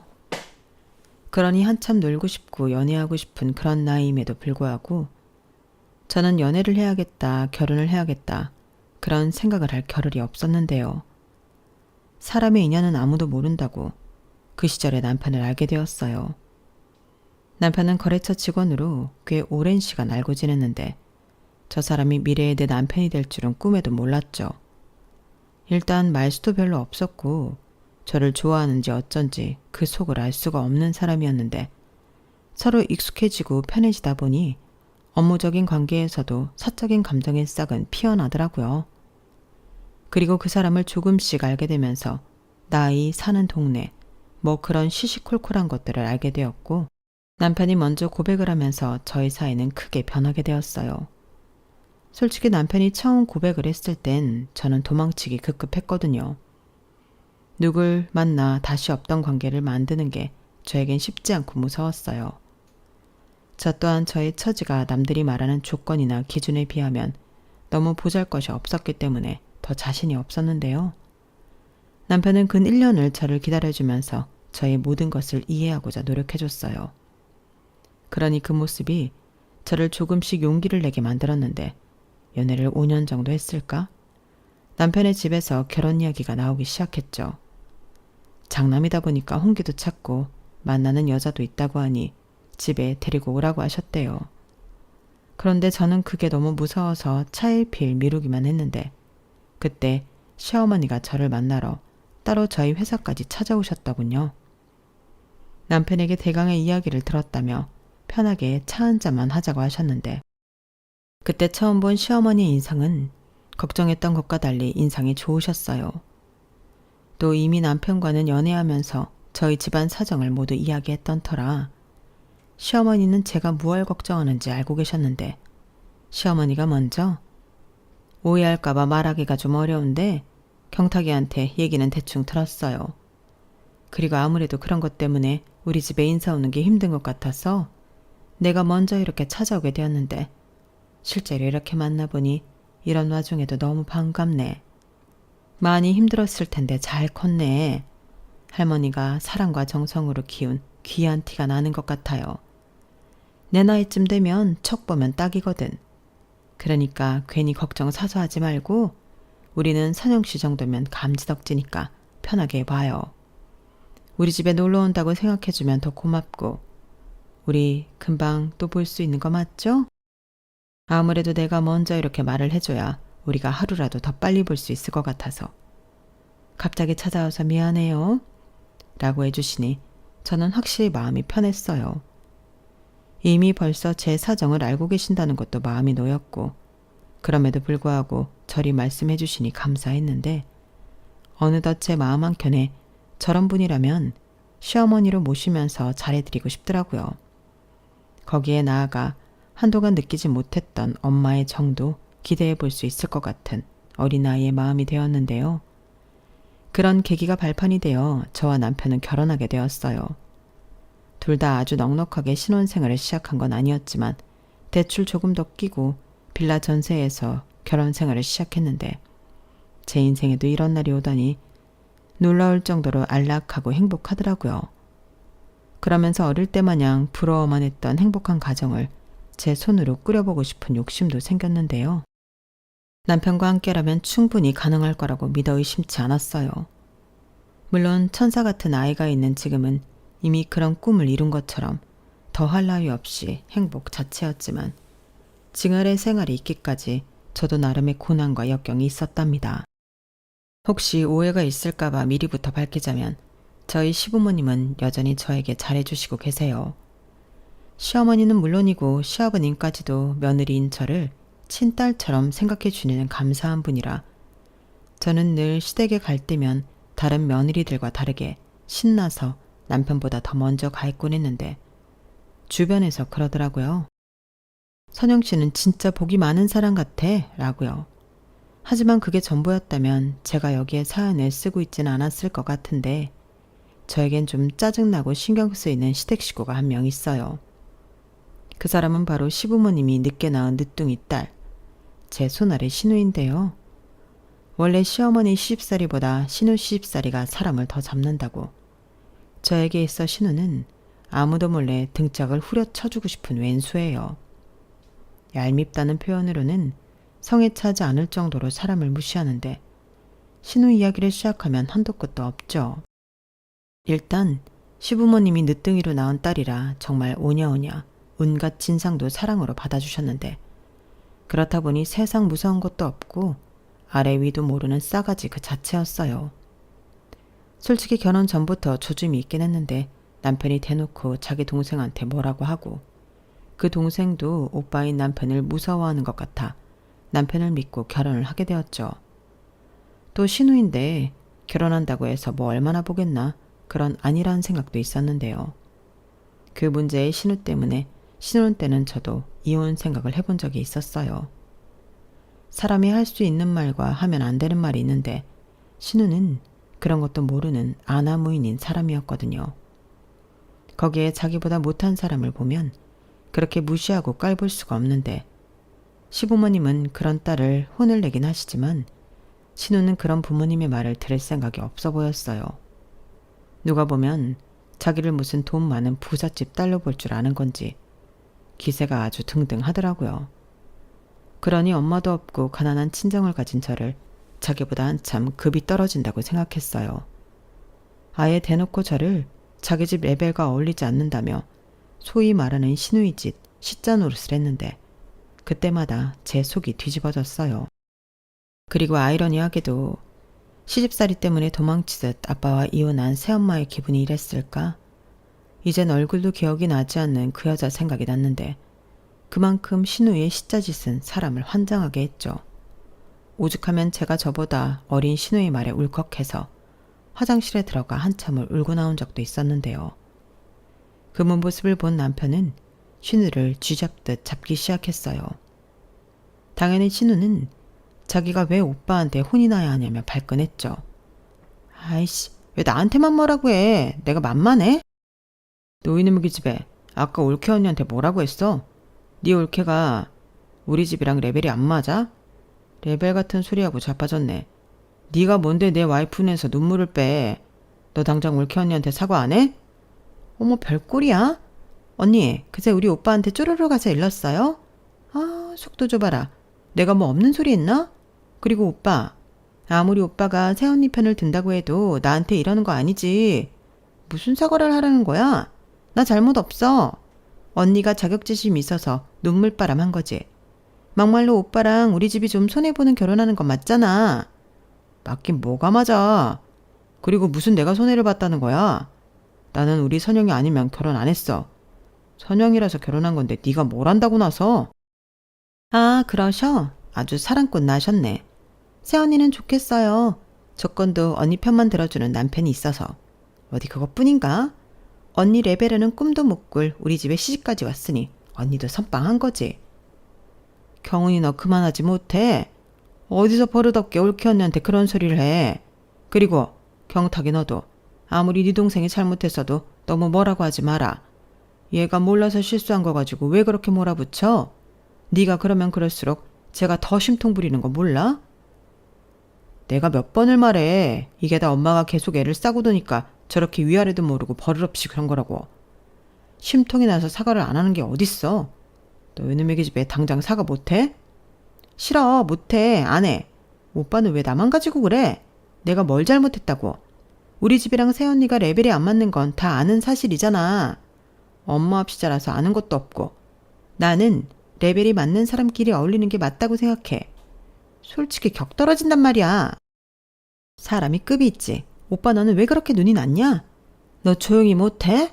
아, 우리 며느리 괜히 시댁 갔다가 별소리를 다 듣네. 내가 대신 사과하마. 우리 애가 철이 없어 저런다. 이해심 넓은 네가 참아. 왜 그래요? 참긴 뭘 참아? 그리고 왜 선영한테만 참으라고 해요? 좌우간, 진짜 내가 일해서 재 있을 때 집에 오기가 싫어. 그래? 말 잘했네. 그럼 오지 마. 그리고 새언니도 괜히 가증 떨지 말고 우리 집엔 제사나 명절에만 와요. 뭐 반가운 얼굴이라고 자주 와요. 우리 엄마 아빠가 잘해주니까 자기가 무슨 친딸이라도 된 줄 아는 거야? 진짜 기분 나빠. 너 그 입 다물지 못해? 아우, 저거 진짜 동생만 아니면 한 대 패주고 깽값 물어주는 건데. 자기야, 일어나서 짐 챙겨. 나는 더 이상 여기 못 있겠다.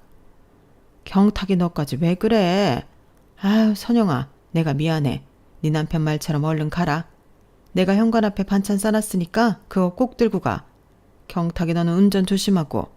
괜히 성질 난다고 운전 막 하면 안 된다. 선영이 놀래. 저는 신우 때문에 속이 뒤집어졌다 펴졌다 난리가 났지만 그때는 아무 소리 하지 못했어요. 너 왜 말을 그따위로 하냐고 싸울 수도, 나는 괜찮다고 남편을 말릴 수도 없으니 바보처럼 아무 말도 못하겠더라고요. 대신 남편이 제목까지 화를 내고 씩씩거리니 그걸로 위안 삼아 그날은 집으로 돌아왔는데, 그런 기분 나쁜 일이 있을 때마다 남편은 저에게 몇 번이고 사과를 했어요. 자기야, 아까는 많이 속상했지? 미안해. 저놈의 기집애 내가 언제고 저놈의 주둥이 홍구멍을 내줄 거야. 엄마 아빠가 너무 오냐오냐 키우고 싸고 도는 바람에 지가 그거 믿고 저렇게 까부는데 언제고 나 아니라도 임자 만나겠지. 그러니까 자기도 힘들겠지만 기분 풀고 우리 가급적 본가에는 가지 말자. 이렇게 말했는데 정말 속은 상했어도 남편이 저러니 저는 넘어갈 수밖에 없었죠. 그리고 마음 한편으로는 신우가 하루라도 빨리 시집을 가서 그 밉상 얼굴 보는 날이 없길 바라고 또 바랬는데, 저희 신우는 늘 좋은 조건의 남자만 만나면 결혼할 거라고 떠들고 다녔거든요. 하지만 그런 조건의 남자가 유감스럽게도 눈이 삐지 않아 신우가 결혼하는 날은 올 것 같지 않았는데, 그러던 중 집신도 짝이 있다는 말이 맞는 건지 드디어 신우가 찾던 조건은 좋으나 눈이 먼 정신 나간 남자가 나타났어요. 그때 제가 막 임신을 했을 때였는데 신우는 조카가 생기는 건 안중에 없었고 당장이라도 시집을 갈 것처럼 입이 아주 귀에 걸렸어요. 솔직히 제 입장에서도 그 소식은 반갑기 그지 없었는데요. 신우의 예비 남편은 신우 말처럼 거의 준재발에 가까운 집 아들이었어요. 게다가 시집살이 시킬 시어머니도 없고 시누이 짓할 여자 형제도 없다고 했는데 거기까지 들으니 저도 슬슬 배가 아프더라고요. 그 남자가 잘나서 배가 아픈 게 아니라 내심 너도 시집가서 너 같은 신우 만나 고생 좀 해봐라 하는 마음이 있었는데 신우가 없다니 그게 참 유감스러운 일이었어요. 그리고 그런 저의 마음을 꿰뚫어 봤는지 신우는 원래도 얄미운 면상을 더욱 얄밉게 하고서는 자긴 시집살이도 하지 않고 평생 사모님 소리 들으며 떵떵거리고 살 거라고 저에게 자랑을 하는데 그때는 솔직히 좀 약이 오르더군요. 세상에는 권선징악이 있다고 했는데 왜 저 못된 신우는 인생만 잘 풀리는 건지 하늘이 다 원망스러웠어요.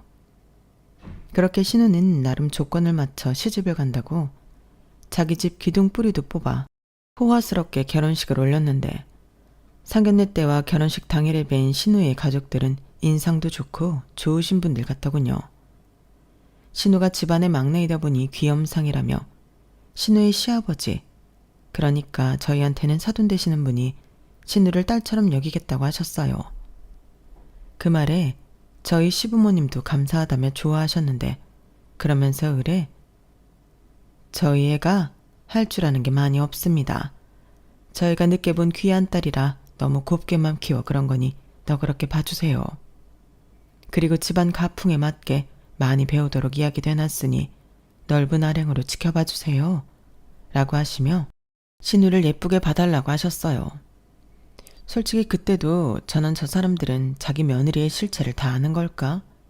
괜히 꼬장을 부려보고 싶은 마음이 들기도 했는데 일단 빨리 시집을 가서 제 눈에 보이지 않게 되는 것이 중요하니 저는 적극 협조하기로 마음을 먹고 허벅지를 꼬집으며 역겨움을 참았어요. 가뜩이나 임신해서 비위도 약한데 신우가 하는 짓이 너무 밥맛이라 참는 게 힘들었거든요. 그리고 신우의 가증 섞인 연극에 속아 넘어간 듯 보이는 신우의 시아버님은 그저 허허 웃으며 이제 막 시집 오는 건데 모르는 게 당연하지 않겠냐고 당신은 다 괜찮다고 하시는데 사업을 크게 하셔서 그러신가? 소소한 일은 잘 신경 쓰지 않는 듯 보였어요. 그러니 그 말에 신우는 또 저를 향해 어깨를 으쓱하며 새침을 떨기 시작했는데 그렇게 신우는 자기가 바라는 대로 인생이 풀려가는 듯 보였어요. 그리고 저 역시 이제 허튼 꿈은 버리고 그래도 미우나 고우나 가족인데 이왕 시집간 거 이혼해서 돌아오지 말고 그 집에서 잘 살길 바랬는데요. 아니 웬걸? 결혼하고 3개월도 되지 않았는데 신우가 짐가방을 들고 친정에 와서 울고불고 난리가 났더군요.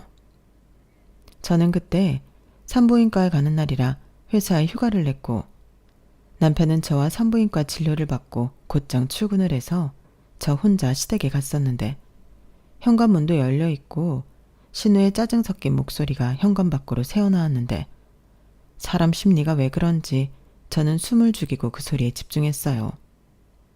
그때 저는 마침 점심시간이라 시어머니와 점심을 먹을 생각이었거든요. 그 전날 시어머니가 지나가는 말로 초밥이 드시고 싶다고 하셨는데 산부인과 근처에 맛있다고 소문난 가게가 있어서 저는 일부러 포장까지 했어요. 그리고 깜짝 놀라게 해드리려고 연락도 없이 부랴부랴 왔는데 정작 서프라이즈는 신우가 해주고 있더라고요.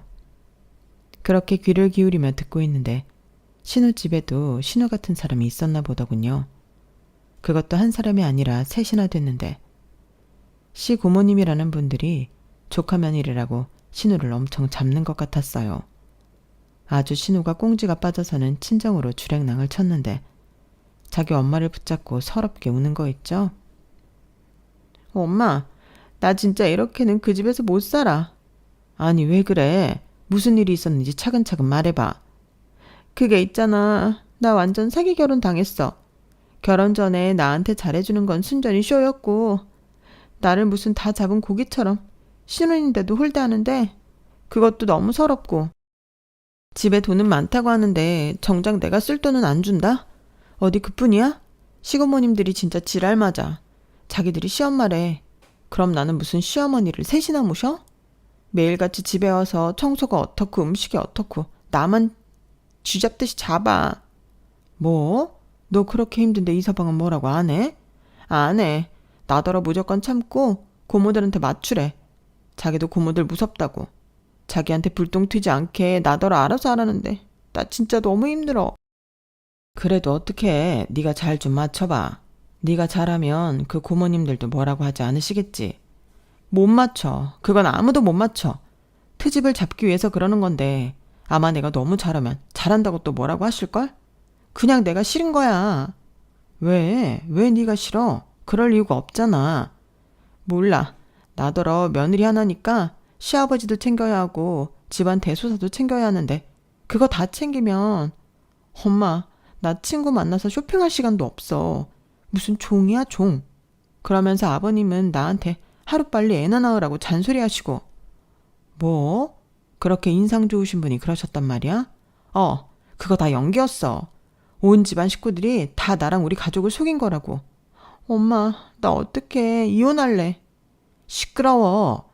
결혼한 지 얼마나 됐다고 벌써 이혼 타령이야? 엄마가 몰라서 그래. 이제는 큰 고모님이 나한테 뭐라고 하셨는 줄 알아?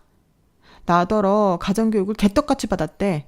니네 엄마는 이런 당연한 것도 안 가르쳐줬냐고 하는데 성질이 나서 못 참겠더라고. 그래서 나도 한바탕 뒤집었지. 그랬더니 이번에는 막내 고모님이 나더러 몸만 딸랑 시집 왔으면서 성깔만 부린다고 자기 집안에 날로 시집을 왔다면서 저런 것들이랑 우리 집이 어울리냐고 나더러 급 떨어진대. 저는 신우의 말에 순간적으로 웃음이 터져 나올 것 같은 걸 겨우 참았어요. 지가 나한테 레벨 어쩌고 급 어쩌고 하더니 그 잘난 집에서 똑같이 당하고 있더라고요. 그 소리를 듣는데 저는 솔직히 너무 고소했어요. 그래도 하늘이 완전히 신우 편은 아니구나 위안이 됐는데 그때였어요.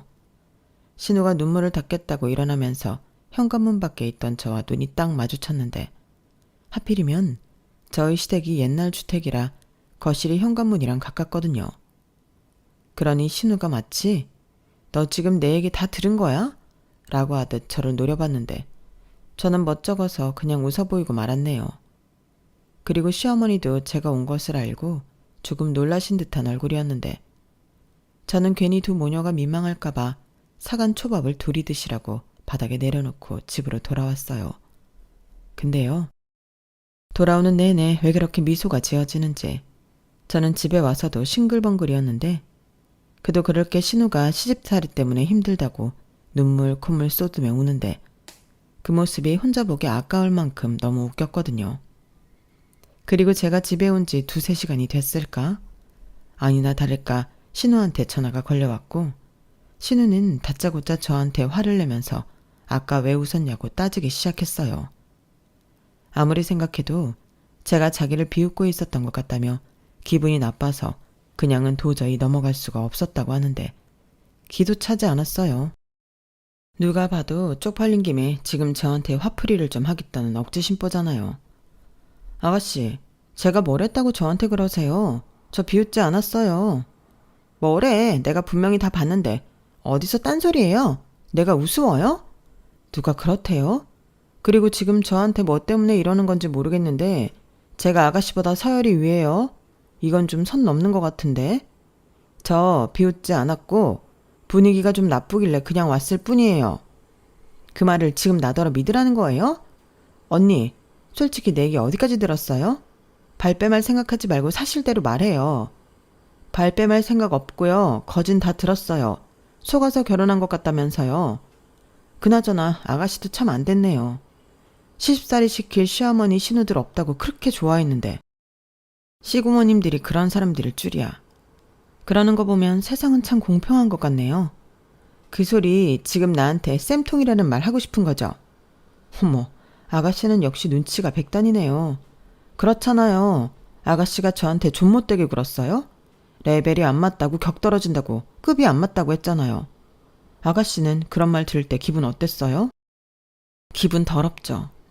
그러게 그런 말은 하는 게 아닌데 그 고모님들도 진짜 못됐다. 결혼식장에서는 그렇게 좋은 사람인 척 하시더니 실상은 아니었나 보네요.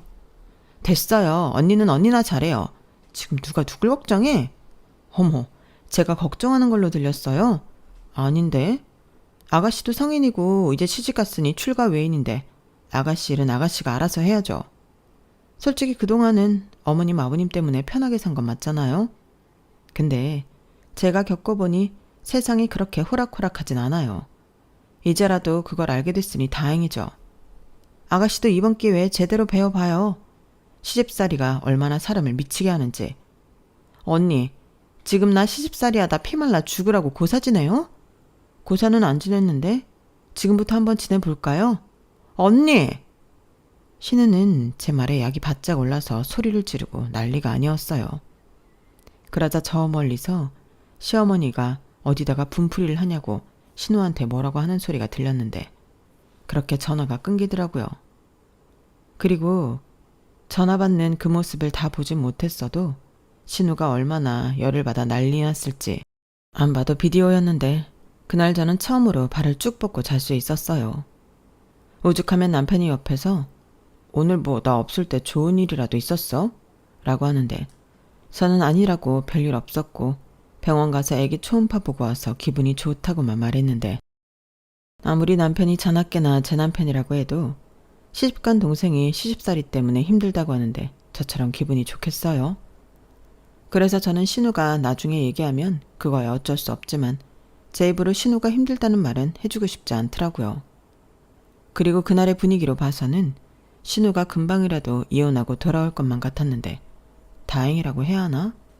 꾸역꾸역 이혼은 하지 않고 살았고 나중에 시어머니한테 듣기로 신우가 이혼 얘기를 꺼냈다고 본전도 못 찾고 더한 시집살이를 한다고 들었어요. 그 말을 하시는 시어머니 표정은 당연히 좋지 않았는데 그 집 시아버님이 그러셨대요. 자기 집안에 이혼은 없다며 시집 온 이상 죽기 전에는 이 집을 나갈 수 없다나요? 그 말이 너무 공포스러웠다며 또 전화로 울고불고한 모양이었는데 심지어 친정에 전화를 너무 자주 한다고 핸드폰도 큰 시고모한테 뺏겼대요.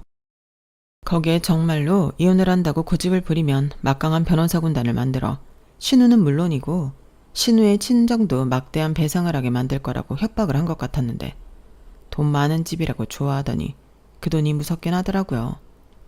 그럼 밖에 나가 일이라도 하면 숨통이 좀 트일 텐데 그 돈 많은 집안이 며느리가 일할 필요도 없을 뿐더러 신우 역시 그런 와중에도 일할 마음은 또 없다 보니 적극적이지 않았는데 그럼 뭐 어째요?